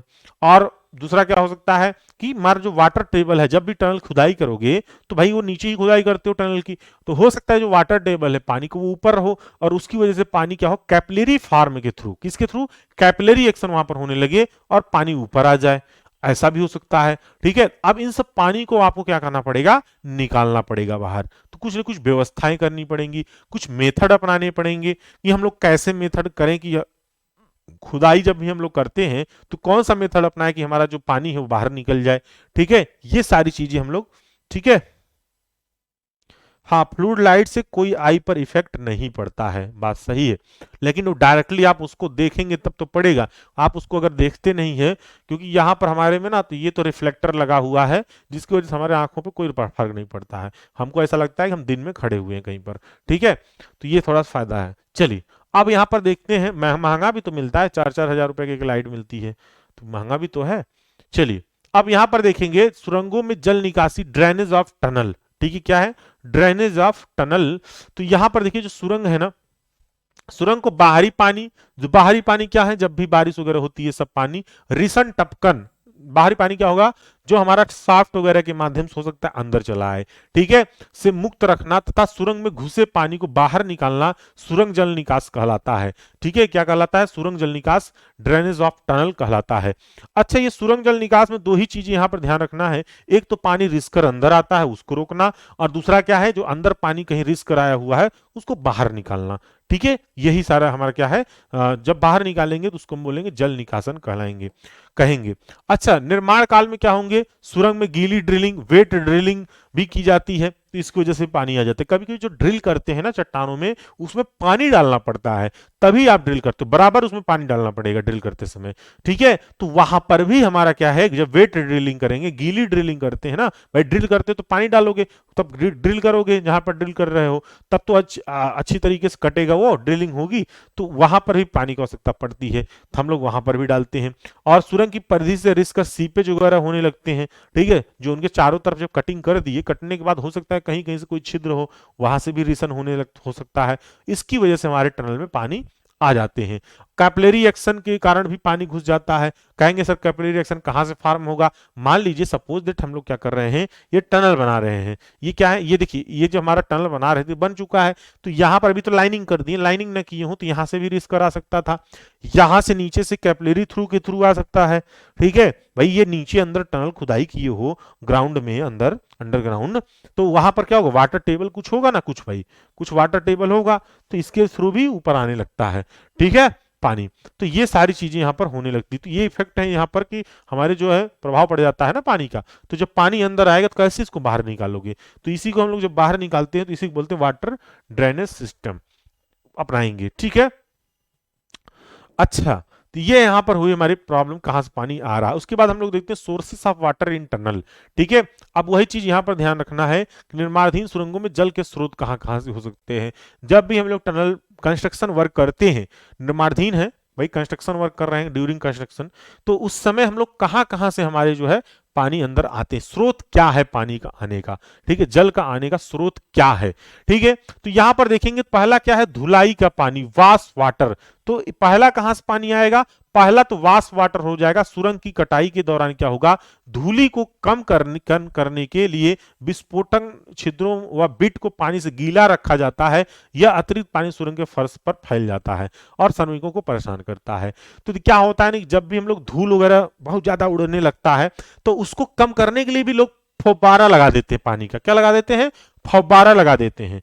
फव्वारे से क्या होगा ना, फुहारा जिसको बोल रहे हो, ठीक है, छिड़काव, तो छिड़काव करने लगते हैं पानी का, जिससे क्या होता है जो हमारी डस्ट है, वो डस्ट उड़ते रहते हैं ना, पार्टिकल उनके पूरे, तो वो क्या होंगे, धीरे से नीचे बैठने लगते हैं। ठीक है, इसके लिए भी क्या होगा, पानी की वहां पर मात्रा बढ़ने लगती। तो उसके बाद क्या है, जब भी हम लोग विस्फोट के लिए छिद्र बनाएंगे ना, तो उसमें भरते हैं क्या, एक्सप्लोसिव भरने के लिए छिद्र बनाते हैं, तो वहां पर बिट वगैरह का यूज करते हैं, तभी तो ड्रिल करते हैं ना। तो ड्रिल जब करेंगे तो उसमें क्या हीटिंग भी होने लगती है और ड्रिल भी नहीं सही हो पाता, उसके लिए उसमें पानी डालना पड़ेगा। तो वहां पर भी पानी, ये सारे जो पानी है ये सब वहां पर नीचे फर्श पर एकत्रित होने लगते हैं, फिर इनको बाहर निकालना होता है। तो एक तो सोर्स ये हो गया कि हमारा क्या है, वाश वाटर, धुलाई का पानी उसमें अंदर आने लगता है। दूसरा हम लोग यहां पर बात करें, ध्यान से सुनते रहे भैया, थ्योरी है, थ्योरी में जितना आप हमारी भाषा को सुने रहोगे, आप वही दिमाग में आपके गूंजेगा। जब आप नोट्स पढ़ोगे या जब भी आप देखोगे, तभी वही चीज गूंजेगा आपके दिमाग में। ठीक है, तभी आप समझ पाएगा, और याद ऐसे नहीं होगा, जब तक आप चीजों को थोड़ा जानते नहीं रहोगे तब तक आपको याद नहीं होगा। ठीक है, दूसरा क्या है, अमृदा जल, सब सॉइल वाटर। क्या है, सब सॉइल वाटर। अब ये हमारा जो वाटर आते कहां से आएगा, ये नीचे जो हमारी मिट्टी होती है वहां से कैपिलरी एक्शन के थ्रू जो है ऊपर आ जाता है। ठीक है, तो गहरी सुरंगों में ऊपरी स्थित मृदा चट्टानों से रिसन होती है, तो एक तो ऊपर वाले से आएगा। ठीक है, और तली से मृदा को जल को क्या द्वारा, कैपिलरी एक्शन के थ्रू क्या होगा, कैपिलरी एक्शन के थ्रू क्या होगा, वहां पर हमारा पानी ऊपर आने लगता है। ठीक है, तो इसकी वजह से भी आता है। और कई बार सघन विस्फोटन के कारण भीतरी चट्टानों की दरारों में एकत्रित जल अथवा निकटवर्ती नदी झील का पानी भी बड़ी मात्रा में सुरंग में घुस जाता है। कभी कभी ऐसे चट्टान में क्या हुआ भाई, विस्फोटक करा ही रहे हैं, अब विस्फोटक का क्या पता कहां से क्रैक हो जाए, कहां से जो है छिद्र बन जाए। तो इसके लिए क्या होगा, ध्यान रखना पड़ता है कि अगर कहीं से आ रहा है तो उसको बंद करो। ठीक है, और यहाँ का पानी निकालो बाहर, तो इसकी वजह से भी आ सकता है कभी विस्फोटन वगैरह यदि हुआ। ठीक है, तो ये हमारा क्या है, हमारा कहां से सोर्स है, कहां से पानी आ रहा है। अब बताएं, देखेंगे जो हमारा ड्रेनेज सिस्टम है, ड्रेनेज सिस्टम हम लोग के लिए हम लोग क्या क्या व्यवस्थाएं अपनाएंगे, वो उसको हम लोग थोड़ा देखेंगे। ठीक है, कौन कौन सी व्यवस्था हम लोग ड्रेनेज सिस्टम के लिए अपनाते हैं। तो एक बस लास्ट ये है टॉपिक, उसके बाद ये हमारा खत्म हो जाएगा। ठीक है, चलिए, तो यहां पर ड्रेनेज सिस्टम के लिए हम लोग दो तरीके अपनाते हैं। ठीक, ये लास्ट टॉपिक चल रहा है, इसके बाद ये टनल आरबीटी पूरा खत्म हो जाएगा। तो ध्यान से समझ लीजिए और उसके बाद इसका नोट्स बना लीजिएगा आप लोग। यही एक समझिए कि हमारी तरफ से दे दिए हैं। ठीक है,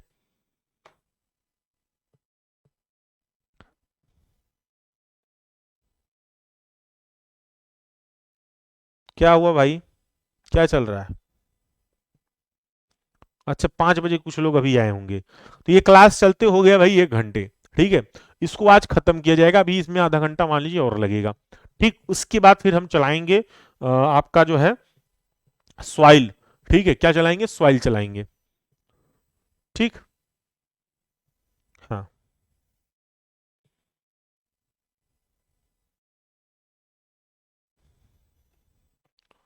चलिए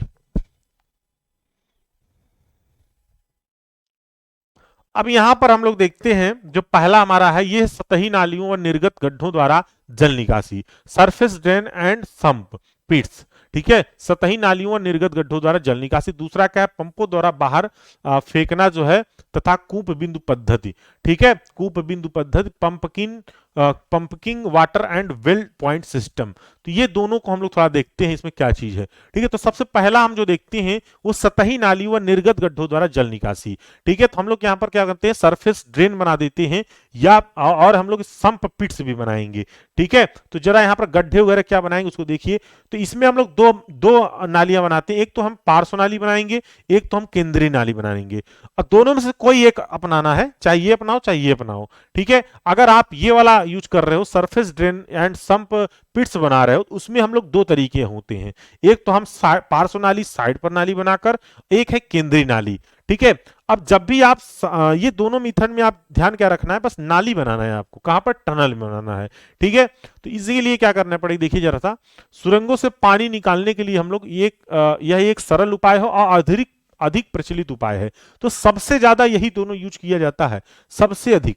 ठीक है, तो ये क्या है हमारा साइड ड्रेन पार्श्व नाली में जरा देखिए कि जब भी ये टनल बनाया जाएगा, जब भी ये टनल ऐसे बनाया जाएगा, तो यहां पर क्या होगा, ये हमारा जो है तली होता है ना, ये क्या पूरा तली है और इसी पर हमारी रोड वगैरह होते हैं। तो यहां पर साइडों में ऐसे क्या किए जाते हैं, हम लोग यहां पर नाली बना देते हैं ये साइडों में। तो ये क्या है कि हमारा जो है साइड ड्रेन है, दोनों साइडों में यहां पर क्या कर रहे हैं, हम लोग नाली बना दे रहे हैं, ये पूरी लंबाई में नाली बनी रहती है। ठीक है, जब भी रिसन होगा, कुछ होगा, रिसेगा पानी, इसी में आएगा और इसी से पानी हमारा एक तरफ ऐसे पूरी लंबाई में रहेगा और जिधर ढाल रहेगा उधर पानी हमारा निकल जाएगा। ठीक है, क्लियर। तो ये हमारा क्या है, साइड ड्रेन है। उसके बाद यहां पर हम लोग बात करें, अगर यहां पर अगर हम लोग देखिए, और देखिए यहां पर अगर हम लोग देखते हैं, यहां पर तो सेंट्रल ड्रेन, अब ये जो ड्रेन है ना, वो ड्रेन हम लोग क्या करते हैं, या बीच में ऐसे बना देते हैं। ठीक है, गटर टाइप के बीच में बना देंगे, तो ये हमारा क्या है, बीच में रहता है। और ये जो है सेंट्रल ड्रेन कही जाएगी, क्या कही जाएगी, सेंट्रल ड्रेन कही जाएगी। और इससे हम लोग क्या करते हैं, पानी निकालते हैं। ठीक है,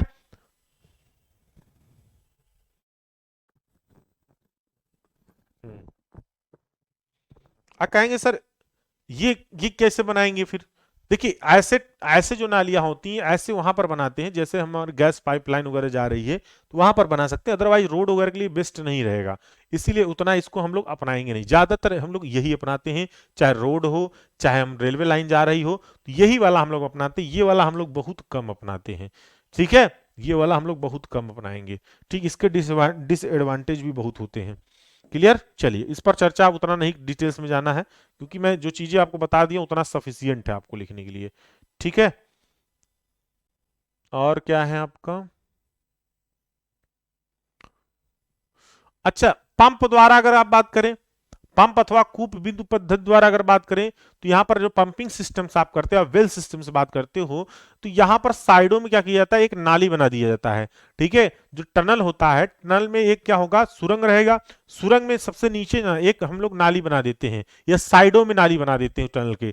ठीक है, और वहां पर क्या करते हैं हम लोग, वहां पर हम लोग एक कूप टाइप का कूप वगैरह बना देते हैं, उसी में हमारा पूरा पानी क्या करता है, उसमें ही जो हमारा पानी वगैरह चला जाता है। ठीक है, एक मिनट, यहां पर देखिए वेल पॉइंट सिस्टम है, जरा सा, एक वेल पॉइंट सिस्टम होगा, एक और सिस्टम होगा, नहीं अच्छा एक ही सिस्टम है। देखिए यहां पर क्या होगा, इस पद्धति में क्या होता है, उचित दूरी पर निर्गत गड्ढों का जो है निर्माण करके उनमें निर्वात पाइप लगा दिए जाते हैं। तो यहां पर जो है निर्गत गड्ढे हैं। ठीक है, ये टनल है, ये टनल पूरा है ऐसे, साइड में ये पूरा टनल होता है, ऐसे टनल होगा। ठीक है, और यहां पर गड्ढे बनाकर, यहां पर गड्ढे बनाकर यहां पर पाइप सिस्टम कर देते हैं, और ये पाइप सिस्टम इस साइड पे रहता है, ये टनल में नहीं रहता है, ये क्या है, टनल है। और यहीं पर एक गड्ढा बना देते हैं एक एक जगह पर, थोड़ी थोड़ी दूरी पर, और सारा पानी उसी में जाता है और उससे ये कनेक्ट हो जाता है निर्वात पाइप लगा के, और साइड में इसको पानी निकाल लेंगे। ठीक है, और कुछ इसमें खास करना नहीं होता है।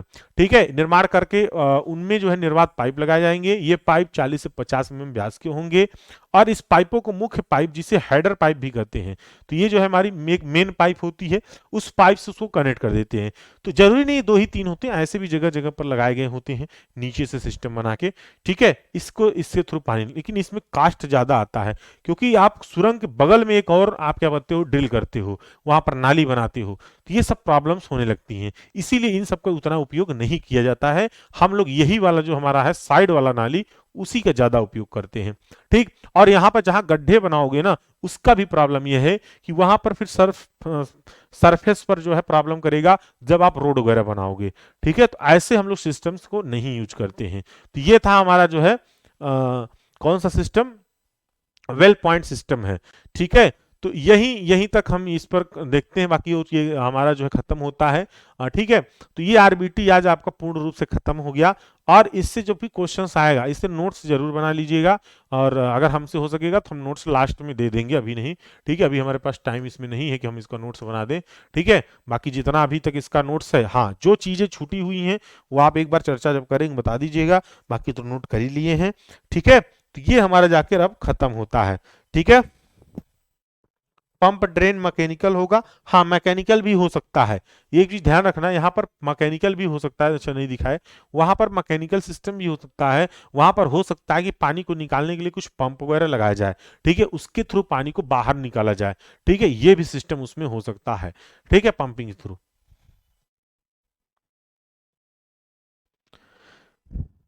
हाँ, टनल कंप्लीट हो गया आपका, और जितने वीडियोज हैं वो सफिशियंट है एग्जाम के लिए। ये मत सोचना कि हम भी उसमें से कट पिट कर दें, क्योंकि ऑलरेडी हम कट पिट करके ही आपको बताते हैं, कोई फालतू चीजें नहीं बताते हैं। इसलिए आप लोग सभी चीजों को ध्यान रखिएगा। और आज लास्ट वाला दिन है, तो इसलिए मैं बता रहा हूं कौन से टॉपिक नहीं पढ़ने हैं आपको।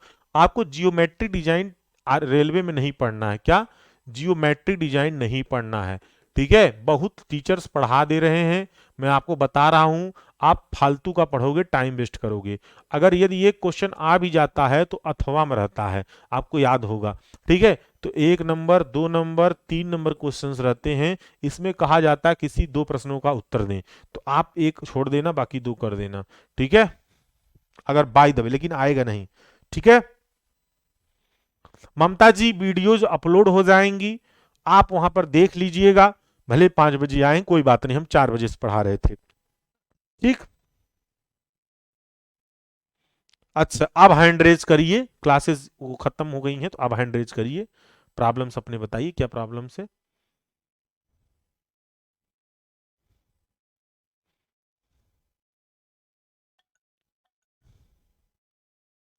हाँ अशोक बोलिए, अशोक कुमार गुप्ता। हाँ बताइए। नोट्स अब ये डाउनलोड करके प्रिंट करा लीजिए, अपलोड है, तीन तीन पीडीएफ अपलोड है। इसकी नोट्स बना ली, इसको जितने लोग नोट्स नहीं बनाए, इसको नोट्स बैठ के ना बनाइए, इसको प्रिंट करा लीजिए लेकर। कहाँ आप चलाएंगे, काहे चलाएंगे, यूट्यूब पर तो पिछले साल की क्लासेस हैं, वीडियोज आपके अपलोड हैं, आप वीडियोज देखिए बार बार।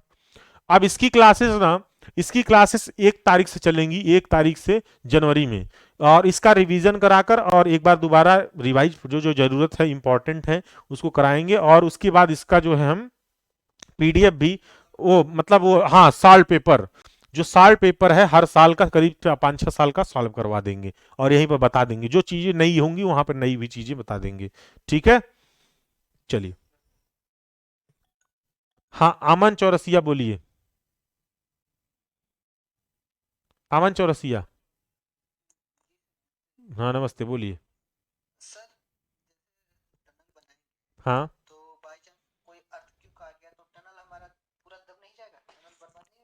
देखिए टनल में पूरा हम लोग व्यवस्था किए रहते हैं, वहां पर हम लोग लाइनिंग भले नहीं करते हैं, नुकसान तो होता है खैर, लेकिन उतना भी नहीं होता। वहां पर हम लोग अगर ये टनल खुदाई कर दिए ना ये, तो यहाँ पर हम लोग सपोर्टर लगाए रहते हैं, ऐसा नहीं है, क्या पता ऐसे ही गिर जाए, क्योंकि लाइनिंग तो किए नहीं है। ठीक है, तो ये सारा हम लोग व्यवस्था करके ही काम करते हैं। ठीक है, तो थोड़ा होता है नुकसान, बस उतना नहीं होता। हाँ बोलिए।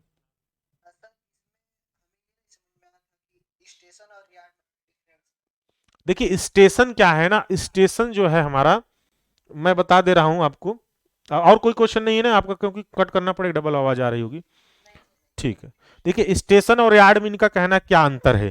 देखिए यार्ड में ना, यार्ड में कभी भी हमारे यात्री उतरते चढ़ते नहीं हैं, ये इस चीज का ध्यान रखिएगा। जब भी ट्रेन आती है, जब भी ट्रेन आएगी वो स्टेशन पर ही आती है। क्या होता है कि जैसे यहां पर ये रेलवे लाइन ऐसे जा रही है, ठीक है, ऐसे रेलवे लाइन आपकी जा रही है। अब यहां पर क्या किया गया, स्टेशन बना दिया, मान लीजिए स्टेशन बनाया गया इलाहाबाद, ठीक है, कि क्या है, इलाहाबाद स्टेशन है। तो स्टेशन पे हमेशा जो है, आपके जो स्टेशन हैं, स्टेशन पे हमेशा क्या होते हैं, प्लेटफार्म बने होंगे, और यहां पर ट्रेनें आकर रुकती हैं, वहीं से यात्री चढ़ते हैं, वहीं से उतरते हैं, ठीक है, उनके लिए बनाया जाता है। और वहीं पर माल भी हम लोग उतारते हैं, वहीं माल वहां से हम लोग माल लोड भी करते हैं, वो सारा वर्क यहीं से होता है। लेकिन जो यार्ड है, ये क्या स्टेशन हो गया, जो यार्ड है, यार्ड क्या होता है, इसके कहीं बगल में या थोड़ी दूरी पर कहीं बनाए गए होते हैं, ठीक है। यार्ड का काम क्या है, इसमें कई यार्ड होते हैं। जैसे मान लीजिए कोई ट्रेन आई और इस स्टेशन पर, यहां पर प्लेटफॉर्म पर जाके खड़ी हो गई, अब उसको क्या करना है, यात्री को उतार दी, लेकिन अब वो शाम को यहां से जानी है, तो वो फिर कहां खड़ी करोगे, जगह घेरा रहेगा ना भाई, ये प्लेटफॉर्म तो खाली करना पड़ेगा, दूसरी ट्रेन आएगी। तो इसके लिए हम लोग ले जाते हैं यहां पर, यार्ड में खड़ी कर देते हैं। अब यार्ड में ऐसे थोड़ी ना खड़ी करके छोड़ देंगे, अब भाई उसको धुलना पड़ेगा, तो धुलाई वाले में लेके जाएंगे, और उसको हम ले जाना पड़ेगा, हो सकता है इंजन, तो वहां पर हम लोग क्या करेंगे, इंजन वाले में ले जाएंगे ताकि उसका इंजन को रिपेयर किया जा सके, ऑयल वाले में ले जाएंगे। तो अलग अलग सब यार्ड बने होते हैं, तो मैंने अलग अलग यार्ड आपको पढ़ाए हैं। यार्ड में कभी भी ट्रेन हमारी क्या होती है, वहां पर यात्री उतरते चढ़ते नहीं है, ठीक है, वहां पर भी कुछ प्लेटफॉर्म जैसा बने होंगे, लेकिन वहां पर बस धुलाई कार्य होता है, या फिर वहां पर कोई बोगी हटानी है, दूसरी लगानी है, ये सारे वर्क होते हैं, ठीक है, अलग अलग वो यार्ड है। तो दोनों में अंतर समझ में आ गया होगा। चलिए नेक्स्ट देखते हैं, आप बताइए क्वेश्चन क्या था। हाँ सुनील बोलिए। हाँ बोलिए।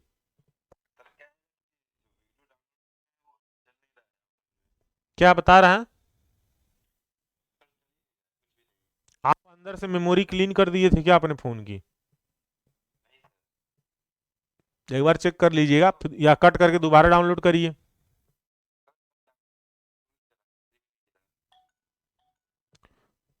अब यार ये तो देखना पड़ेगा ना कि आपकी मेमोरी ले रहा है कि नहीं ले रहा है, क्या बात है।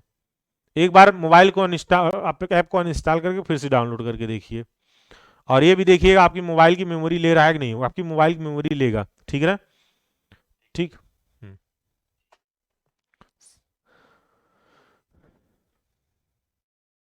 चलिए और कोई, ठीक है। तो चलिए फिर इस पर कोई जो प्रॉब्लम्स होंगी आप में नोट करवा दीजिएगा, फिर बाद में हम उस पर चर्चा कर लेंगे, आरबीटी के। प्रदम्बुन बोलिए। हाँ बताइए।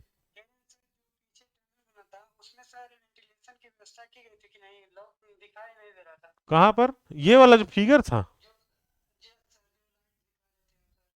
कोई जरूरी है यहाँ पर हर पग पग पे टनल बनाया गया वेंटिलेशन। हाँ, अरे ऐसा जरूरी नहीं है कि यहाँ पर ही है, यहीं पे हो जाए, यहीं पे हो जाए, इतना लगे पास पास में, ऐसा नहीं है। वो देखिए, और यहाँ पर दिखेगा भी नहीं आपको, यहाँ पर जब बनाया जाएगा ना, तो यहाँ पर उसमें जाली वगैरह लगाकर और इसको छोड़ दिया जाएगा, उसकी बराबर रहेगा, पता नहीं चलेगा उतना आपको, ठीक है। तो वो तो आगे होंगे, कहीं पर होंगे, अभी क्या बारीकी वहां पर हम देख रहे हैं आपको, ठीक है। और यहां से तब वो जाता है पाइप थ्रू बगल से ना, ऐसे होता है। चलिए और बताइए किसी का कुछ, प्रदम्बुन का भी क्वेश्चन समाप्त हो गया होगा। एक मिनट एक मिनट एक मिनट, जस्ट जस्ट, हाँ मोहम्मद अली बोलिए।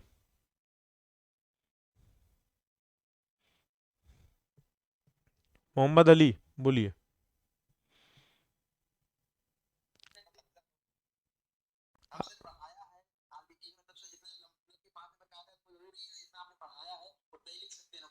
हाँ हाँ, वो पांच, वो आपके समय पर डिपेंड करेगा, आपके पास अगर टाइम है तो कुल लिख देना, नहीं टाइम है तो डिफिनीशन लिख देना, महत्व लिख के छोड़ देना, ठीक है, कि उद्देश्य क्या है और क्या होता है, बस टाइम पर डिपेंड करेगा आपके, ठीक है, नंबर दे देगा पूरा। भाई लास्ट क्वेश्चन ये रहता भी, और फिक्स है, हर साल आएगा, देख लेना, एक आप उठा के सोल्यूशन पेपर दिखाऊंगा अभी हम। चलिए ठीक है, और किसी क्वेश्चन था? ठीक, किसी का हो तो हैंड रेज कर सकता है, अदरवाइज फिर हम दूसरी क्लास स्टार्ट करें 10 मिनट में।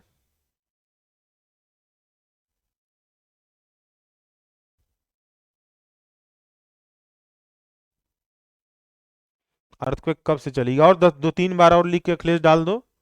कितनी बार बता दिए हैं कि अर्थक्वेक जो है अभी ये सर्वे अब कंप्लीट करेंगे तब चलेगी लास्ट में। पीडीएफ सेंड करते हैं, उसका बना रहे हैं, रुक जाओ। पीडीएफ 1-2 दिन में आपको कुछ चैप्टर्स फिर मिल जाएंगे। अनुपम राज बोलिए। अनुपम बोलिए। हाँ बताइए। कल से कल इसी टाइम पर चलेगी 4 बजे से। अब अभी स्वाइल चलाएंगे तो टाइम हो जाए, क्योंकि हमें थर्ड भी लेना है, केवल स्वाइल चला के बंद कर देंगे। कल 4 बजे आपका सर्वे चलेगा, फिर स्वाइल चलेगा, फिर डब्ल्यू ऐसे ही रूटीन चलता रहेगा अब डेली। ठीक है, आरबीटी कंप्लीट हो गया। नहीं, आज केवल स्वाइल अभी पढ़ाना है, टाइम उसमें लगेगा, अभी प्रेडिकल है। चलिए आइए। ठीक है, अभी 10 मिनट में सभी लोग आएंगे, स्वाइल स्टार्ट करते हैं। 1 मिनट रुकिए। हाँ रंजीत भाई, रंजीत बोलिए। हाँ बोलिए। हाँ गुड इवनिंग। हाँ बोलिए। हाँ बोलिए।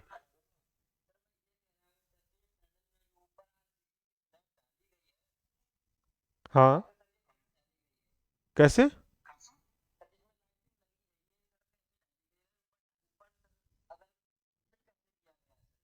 ये मशीन के थ्रू अभी बताए थे ना, पंपिंग थ्रू। एक पंप कंक्रीट होता है ना, ये जैसे इसमें लगा दिए ऐसे, मतलब फ्रेम फार्मवर्क फार्मर लगा रहता है, और उसमें जो छड़ वगैरह डालनी है, सारी चीज डालने के बाद फिर प्रेशर से पाइपिंग होती है। पंप कंक्रीट होता है, पाइप लगा होता है उस, और उस प्रेशर से कंप्रेसर होता है, उसमें कंक्रीट एक जगह बाहर डालते रहते हैं, और प्रेशर से पाइप के थ्रू कंक्रीट आता है, और काफी प्रेशर से निकलता है, तो इससे ऐसे ऐसे करते चले जाते हैं।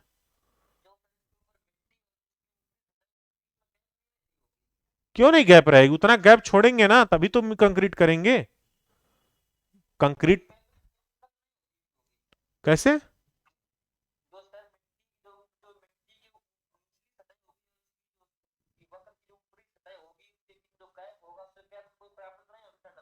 अरे यार, जो ऊपर ऊपर है ना सॉइल, मान लो सपोज चट्टाने होगा, चट्टाने हो गया, सॉइल होगा, फिर वो गैप होगा, तो वहां पर शटरिंग लगा दिए ऐसे। ठीक, अब वहां पर करेंगे तब पूरा आ जाएगा, कवर कर लेगा ना, तो वहां गैप कहां बचा फिर?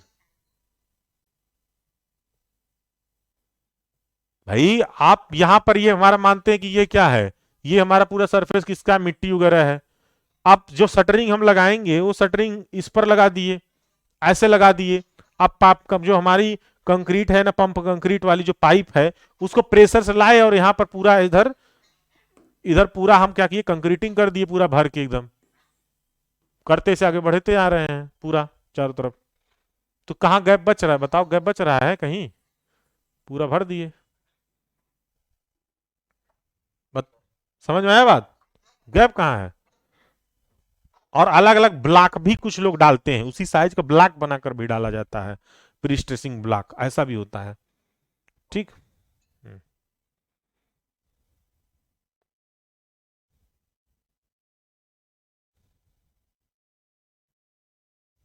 चलिए ठीक है। चलिए ओके, बाय बाय। अभी आइए आप लोग 27, 30, 35 पर आइए। 28 हो गया, 35-40 के बीच आइए सभी लोग। ठीक है, 35-40 पे आपका हम क्लास स्टार्ट करते हैं स्वाइल का।